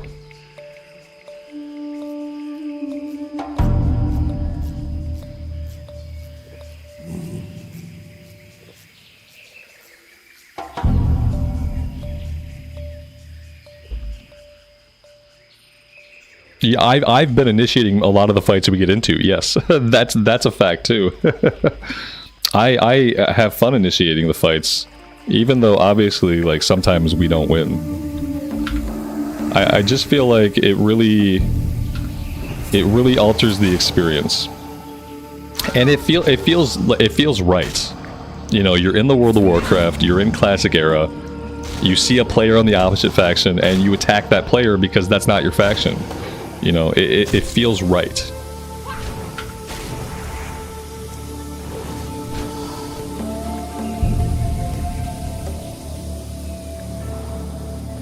Yeah, I kind of like the danger of it.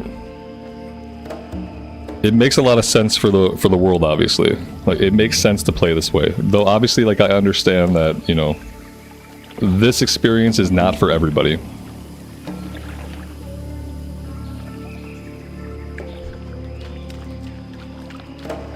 Alright, so we're looking for 5 Snapjaw Crocodile skins off these guys.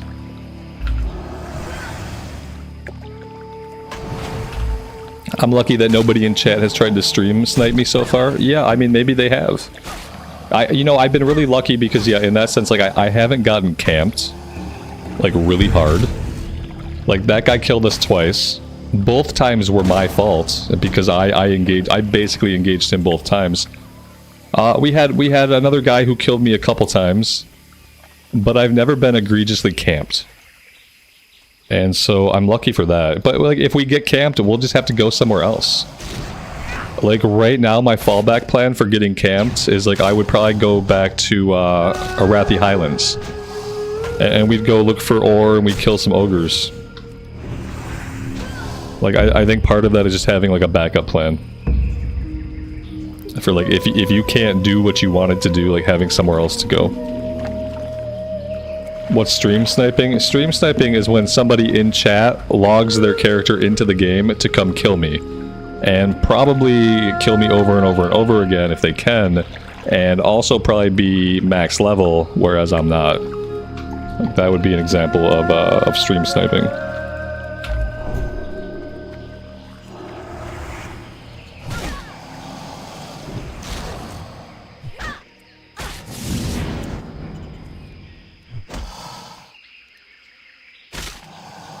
I'll know that I've succeeded in life when I can't get anything done in the game. When I'm constantly getting killed by somebody in chat, that's when I'll know that I've really made it. When I can barely even play the game.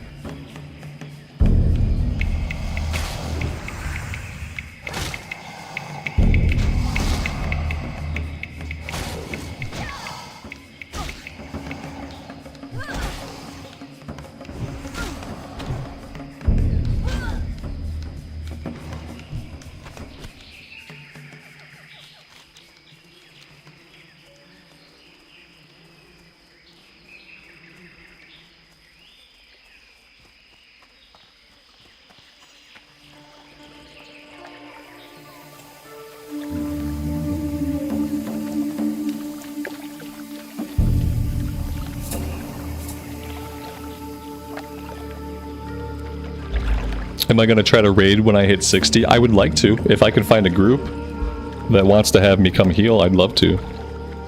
We're going to assemble a healing set. So we're going to do, like, endgame, we'll try to do some dungeons, get together a healing set. and then I would love to do that. But a lot of groups that go out on this server are GDKP, and I don't have anything against GDKP. Like, it's fine that people do it. I just don't do it. So I'd have to find like an actual group that's going out, and I don't really know how many of those groups go out. That could be the only problem.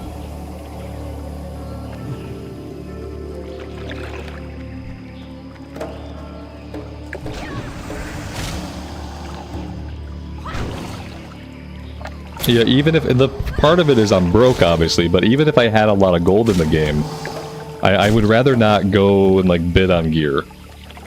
I like need before greed. Need it if you need it. Like if we're both in a raid together and we both roll on a piece and I get that piece, then like the next time we both need a piece, like you can have the piece because I already got a piece. Now we're even. Now the next time we roll off against each other again. Like I like that need or greed style of loot better than bidding on it for gold. So yeah.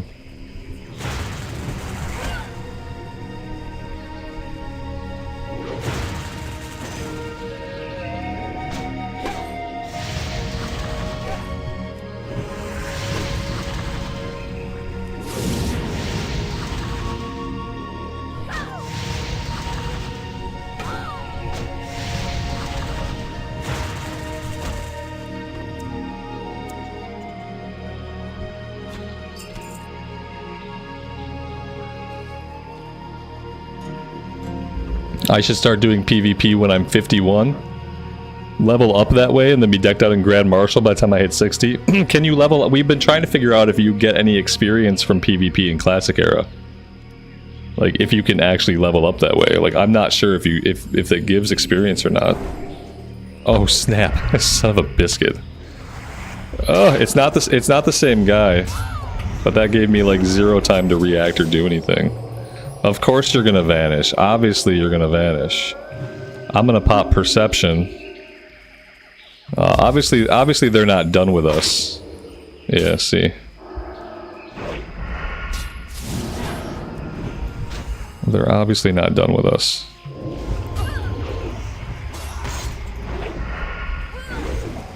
Damn, that was a crit. Crit-a-rooney. This is the time of day when it starts to become kind of a gang fest. What is it? It's 4:15 Eastern time right now. If we want, we could definitely leave here.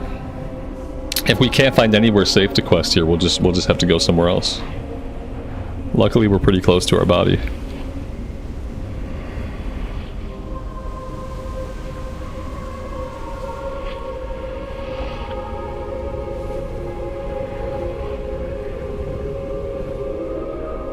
Let's see, have we found any Crocodile skins? We have 1 out of 5. It's not really a substantial amount of progress. I think if I go somewhere to grind for a bit, I'd probably go to the Arathi Highlands. We might even have a troll quest out there that we can do. We also have the Moats of Misriel that we can do. That's also, we need ore from the same cave. So like, I have stuff to do in Arathi. Like, if it gets too crowded here at any point, we can go do that stuff. I'm kind of holding on to it. Like, that stuff, and then the stuff in South Shore, in the Alterac Mountains. And those are, like, lower populated areas. So I'm kind of holding on to those as a place to retreat to if, like, questing in Stranglethorn gets too frustrating. So, like, I'm not going to go there right now. But we have those available to us. Let's see. Well, are there odds that he's still around? Like, maybe. He could be around for sure. Like, it's the middle of the afternoon, you know, you're out of school or off work, you're just gonna gang some people in Stranglethorn. Like, he's a rogue, so he probably really likes that. We got 34 Undead Warlock up here. Like, I don't really want to get entangled with him knowing there's like a level 40 something rogue out here somewhere. If I could focus on just doing the quest, I might do that.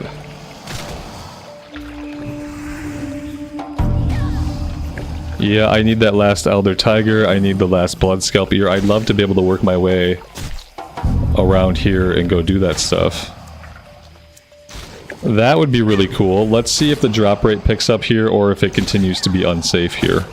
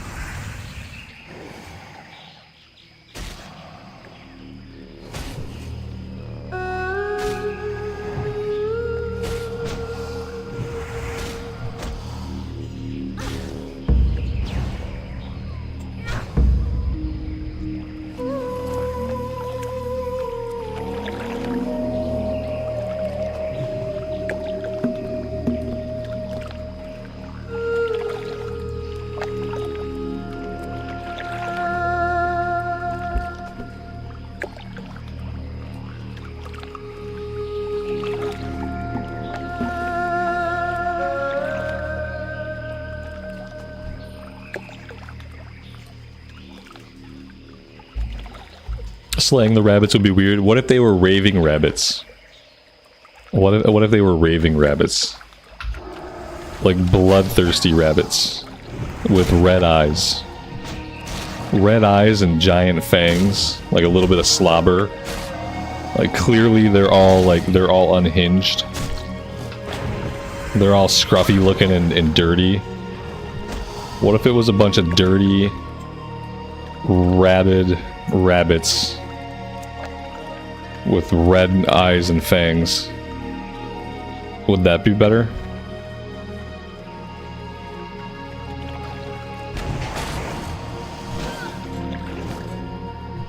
That's probably some 5-year-old's nightmare, but I think like for most adults we'd be okay with it. Rambling rabbits, yes, exactly.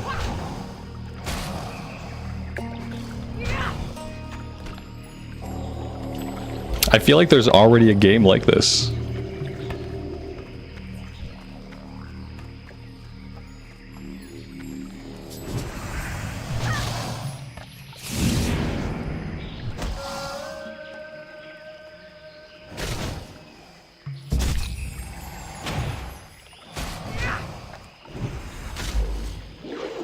Oh yeah, no, these rabbits, they are upright. Yeah, these rabbits are getting around primarily on their hind legs. Yeah, they're bouncing around primarily on their hind legs. That gives them access to their claws, like up front, to attack you with. Yep.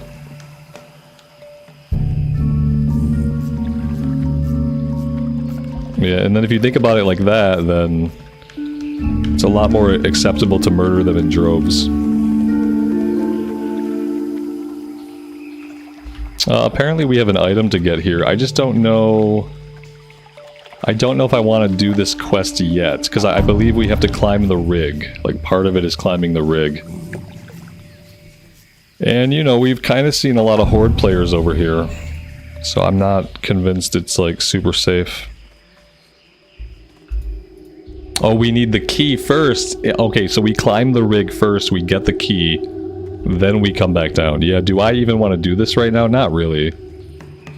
I think I'm going to focus on the Crocodilus quest and cleaning up the 2 quests that we're almost done with. The Bloodscalp Ear and the Elder Tiger. Yeah, I should focus on those.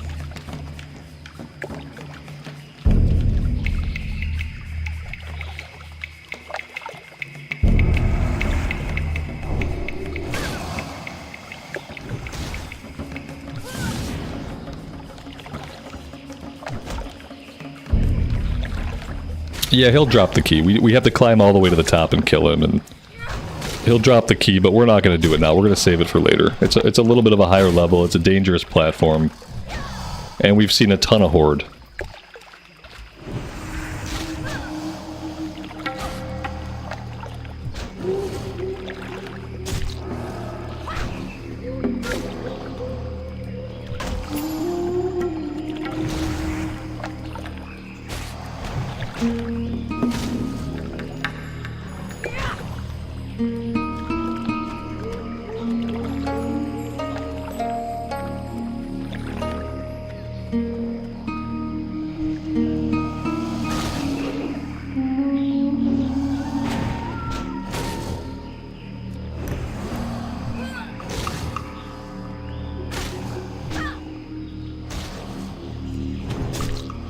Yeah, that was what we call a hyperspawn. Hyperspawns can be great, or they can be terrifying. It really depends on how much HP you have left.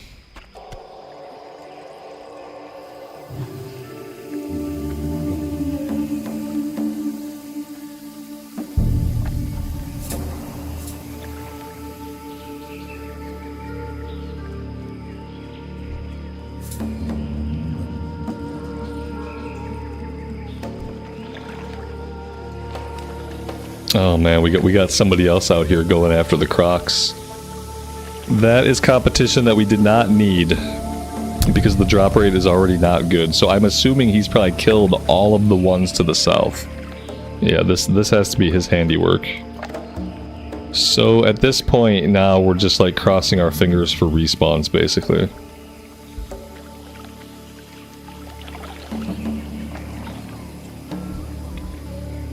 Like this guy here.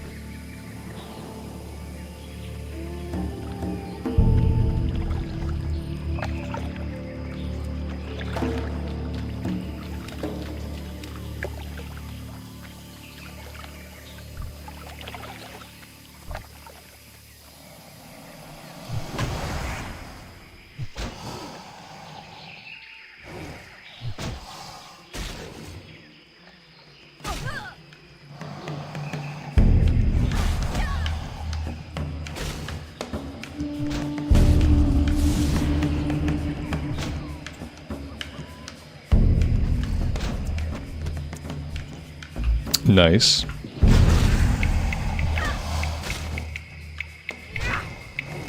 Now if only he'll drop the item we need.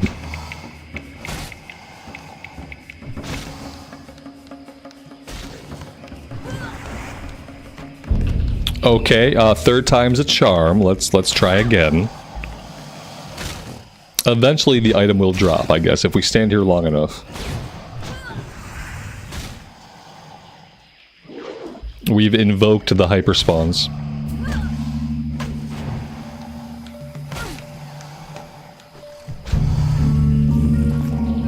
Okay, 3 guys later, no item. It looks like it's done spawning for now.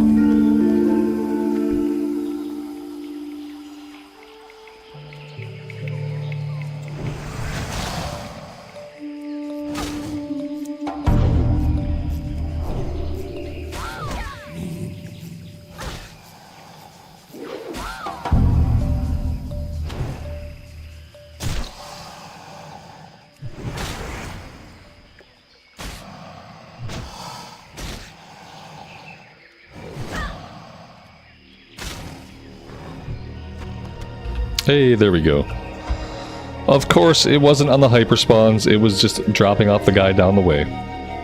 Yep. Alright, so with that done, let's cut in this way. We'll try to avoid Gromgull base camp. But yeah, high chance of running into Horde over here. We need one more Tiger, we need one more Bloodscalp Ear, and then we'll try to get that turned in. Actually, then we should work on singing blue crystal shards. And we'll scout the island. We'll try to take care of all this stuff.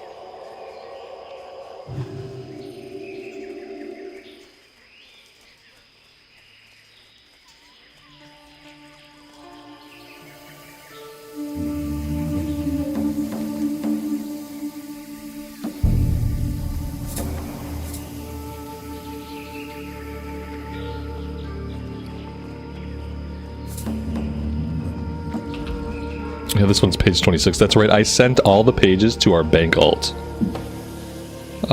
What are the odds he doesn't stop and kill us? Okay, he doesn't care. Okay, that's perfect. Yeah, I forgot, I sent all the pages to the bank alt. I'm gonna keep sending them to the bank alt. And then, like, whenever we're, like, kind of finishing up in Stranglethorn, we'll go to the bank alt and we'll look at all the pages and we'll see what we have and what we don't have. But yeah, I'm just gonna keep sending them off. And then eventually, if we have dupes and stuff, we'll put them on the auction house. I know sometimes people will buy them off the auction house.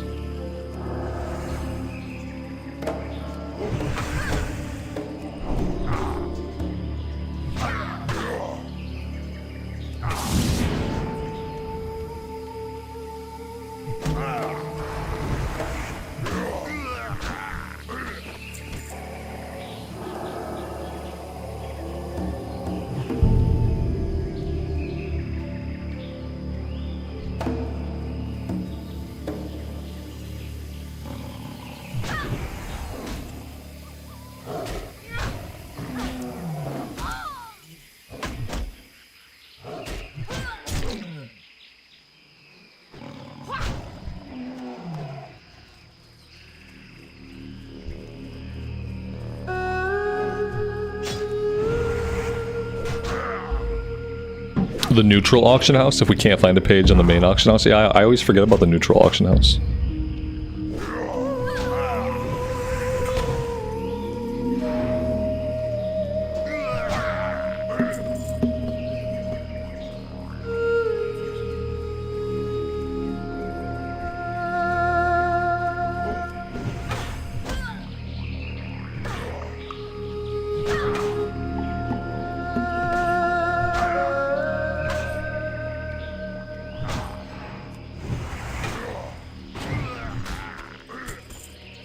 And that is our last ear. Okay, so we're done with cats, we're done with ears.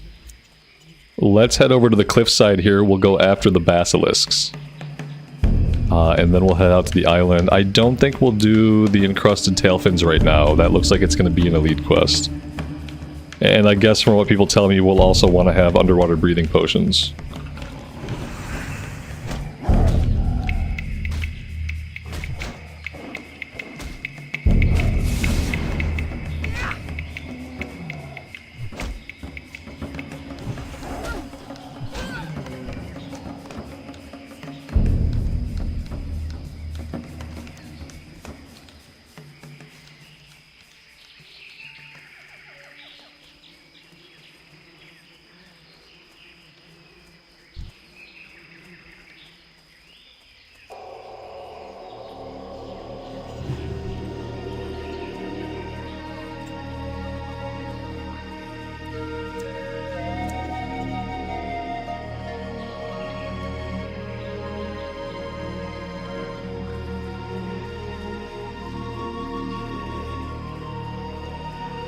What do we got over here? We got a human warrior, thankfully. Okay. So, no horde around right now, although that could change at any moment.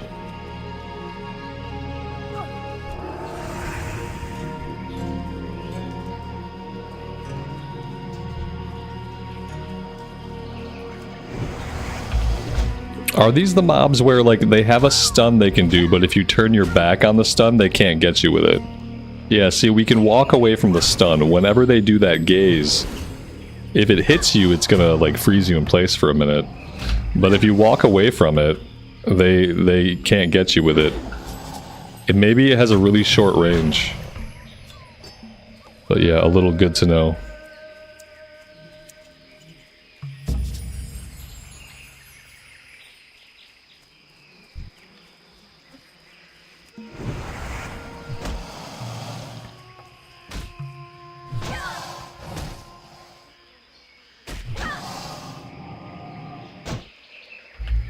Did not react fast enough that time.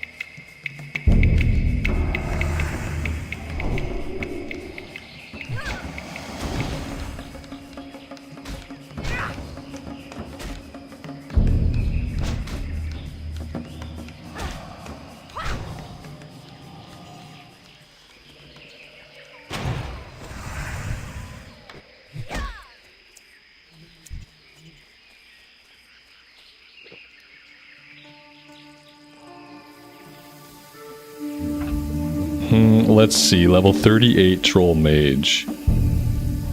I mean, we could live and let live here. But where would the fun be in that? Where would the fun be? Alright, he blinked away. See if we can draw him back in. If we put ourselves in combat, he might be tempted to re-engage. And then we'll know that blink is on cooldown at least for a couple seconds.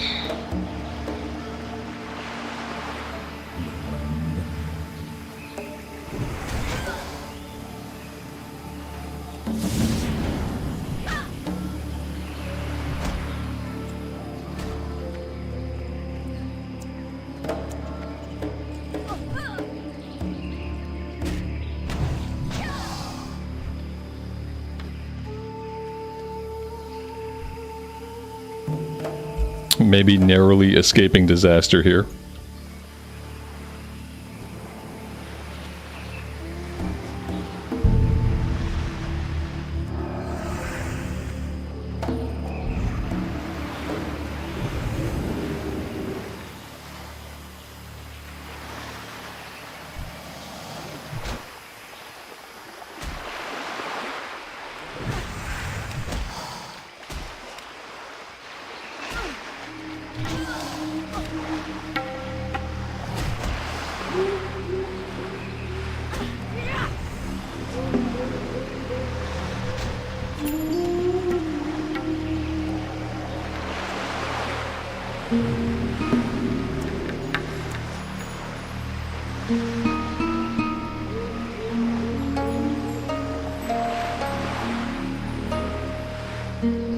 Alright, let's go back to the high ground.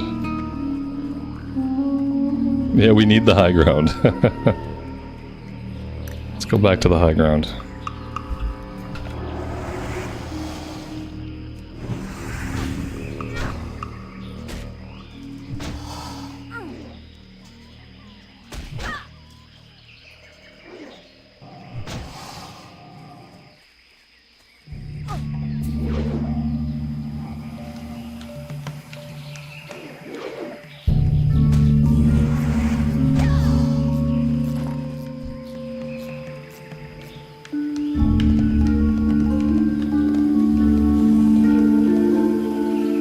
Now I'm just having fun scaring him off. Like, he clearly doesn't really want to fight us.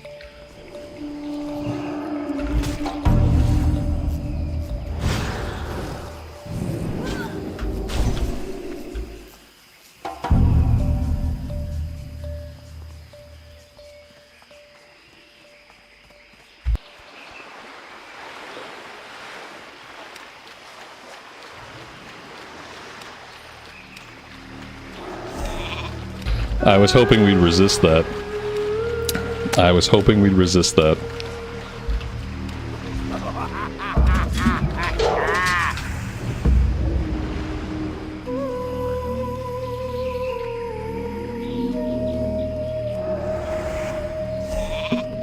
Eventually we will resist. I'm pretty sure. Alright, let's go back to what we were doing. We've chased him about. I don't think he's gonna stand and fight. Eventually, I think we build up an immunity to this, though, so maybe if we let him hit us with it a few more times, maybe we'll be immune to it.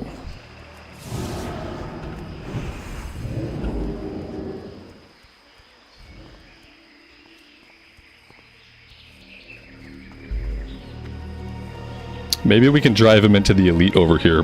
Somewhere over here there's an elite. Maybe we can drive him that way. It looks like he's just running back to town, though. If we had that other point in Pursuit of Justice, we'd be in a lot better shape to catch this guy. But without that other point in Pursuit of Justice, I don't think we're gonna get him.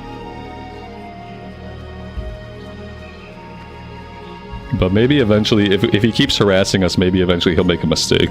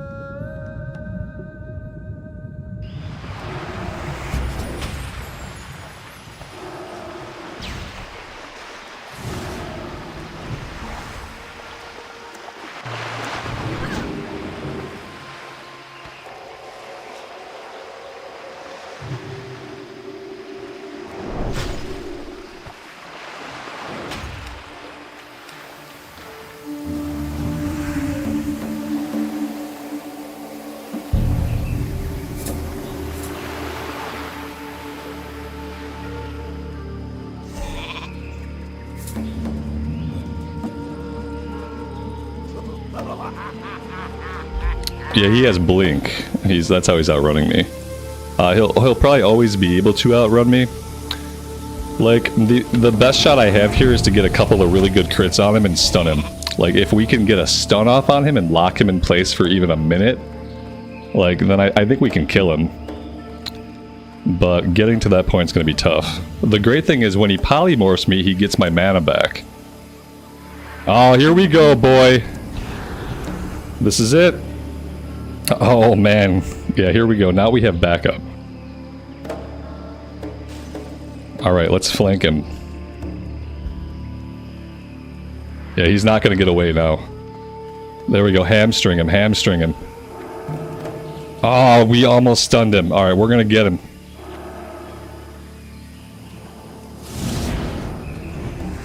Yep, he messed around a little bit too long. He should have got out of here while he could.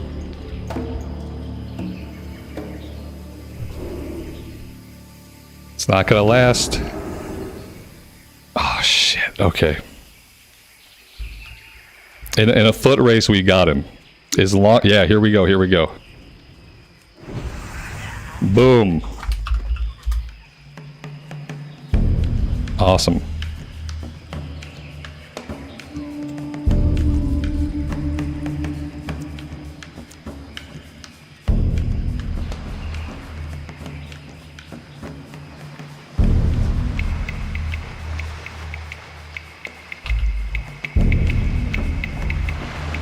See, that was fun. That was a fun time. We just had to, like, toy around long enough for backup to arrive. That was really nice. And we got lucky. We got the exact... we needed someone who could slow him down. The hamstring from the warrior was OP there. That's what allowed us to kill him.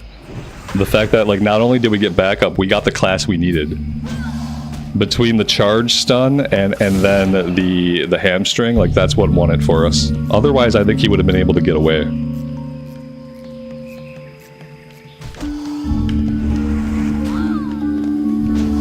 Yeah, I like how the high level guy, like the warlock or whatever he was, like, he ran by us, but he did not intervene. That was very, very kind of him. It was nice of him to leave us to it.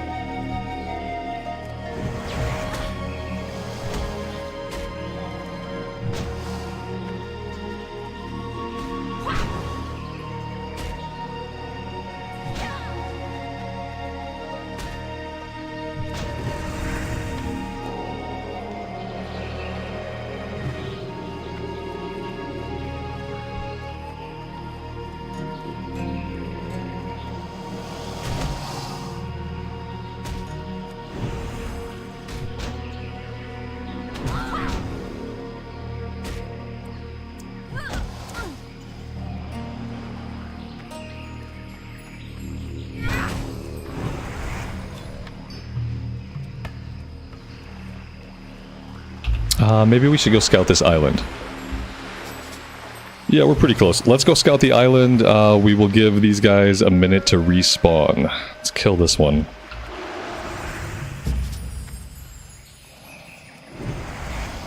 Dustin, I'm not sure about that, man. I think you should have to either engage in PvP in front of them or like attack a guard. They shouldn't just be able to attack you because you're flagged.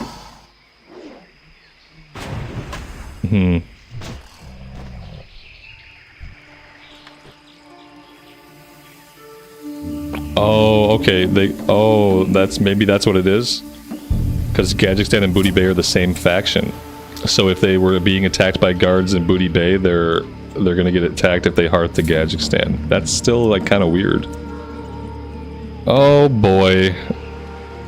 Okay, we're safe. Nothing is better than seeing a high level of the opposite faction just running straight at you. And realizing that they're skull level, then they could kill you on a whim. And oftentimes they choose not to kill you, I've found.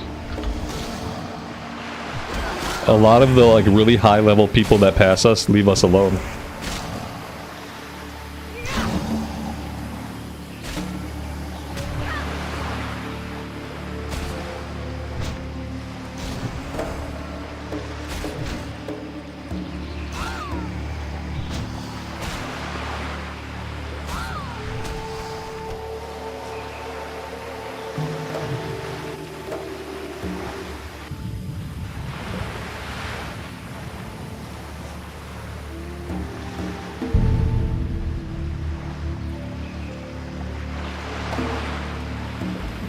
Johnny, they always kill you. I wonder what the difference is.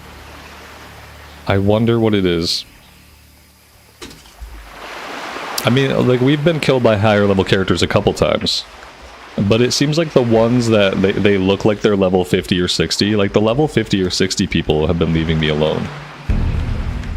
A lot of times we get attacked by people like in the level 40s. But yeah, most of the skull people have not bothered me. Maybe they just don't want to become embroiled in conflict. Maybe they're too busy.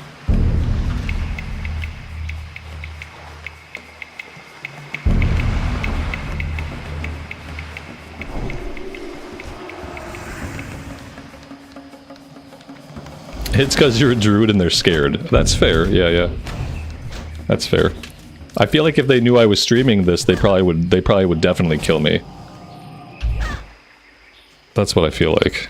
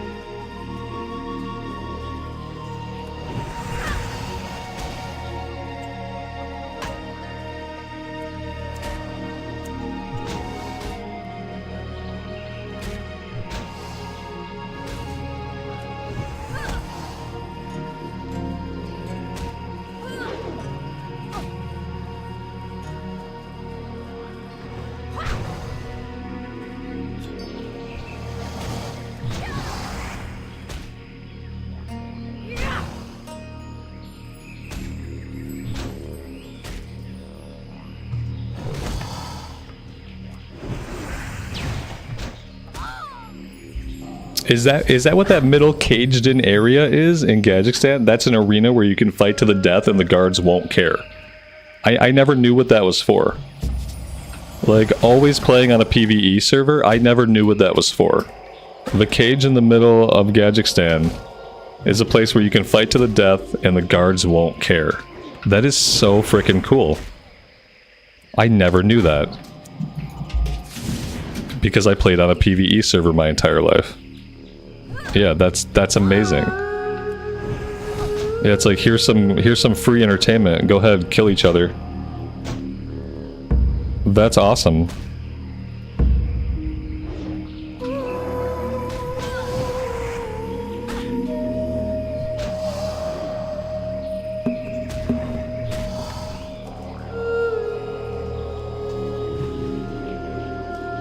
We'll definitely be checking that out. for sure. I would love to fight somebody in the battle pit in Gadgekstan.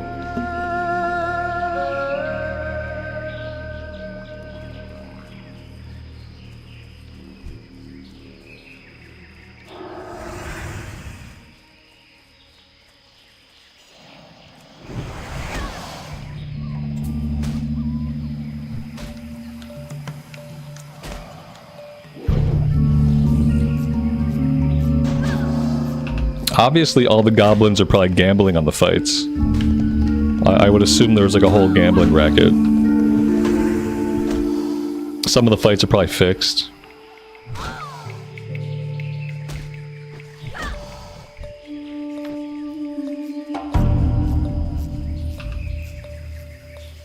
That's where they should do the hardcore tournaments. Like when they do a hardcore tournament, they should do the hardcore tournament in the Gadgekstan Battle Arena. Obviously.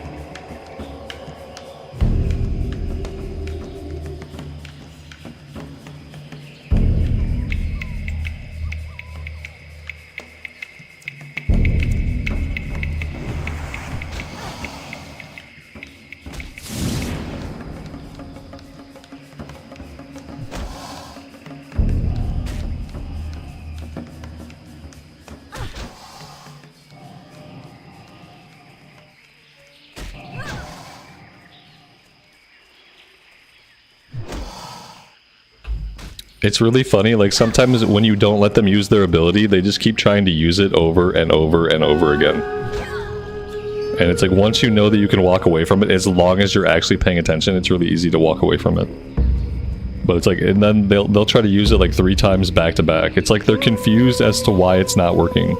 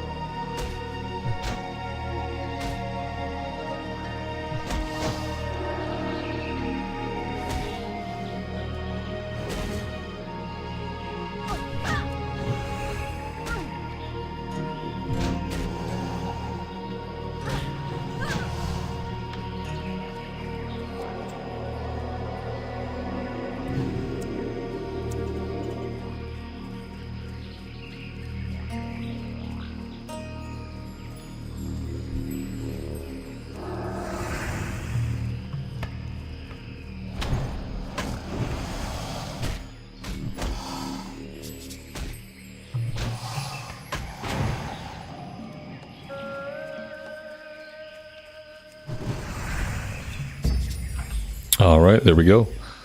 That was the last one we need. Let's make our way back to the hunter's camp and see if it's clear enough for us to turn in some of these quests. After that, I'll probably have to make my way to Darkshire to fly back down to Booty Bay. Because yeah, like a smart person, I did not set my Hearthstone in Booty Bay like I ought to have done.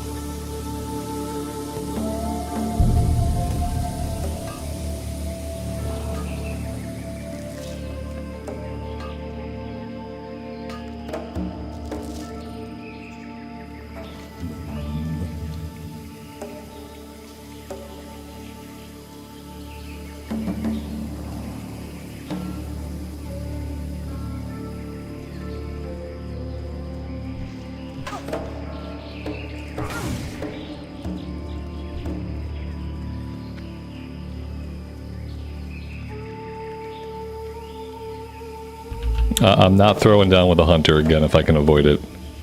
It looks like he's avoiding us. I'm gonna avoid him. And yeah, we're just... I'm not gonna fight any more hunters right now. Maybe once I have both my points in Pursuit of Justice, maybe if we get a couple more like abilities for dealing with them, maybe then. But right now, I'm gonna avoid it.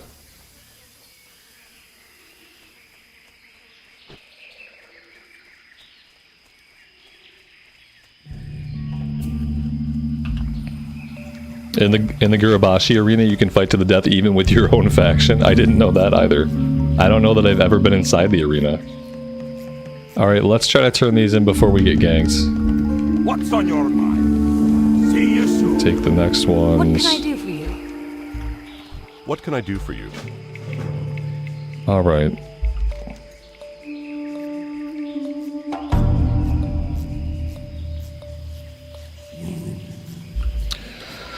Alright, guys, I am out of time for today. I'm gonna have to make my way up to Darkshire at some point, and then I'll fly us back down to Booty Bay for tomorrow. But yeah, it's dinner time. I have to go. Thank you guys very much for hanging out with me today. I really do appreciate it and all of the support. And we will be back tomorrow. It'll be a little bit of a later stream tomorrow.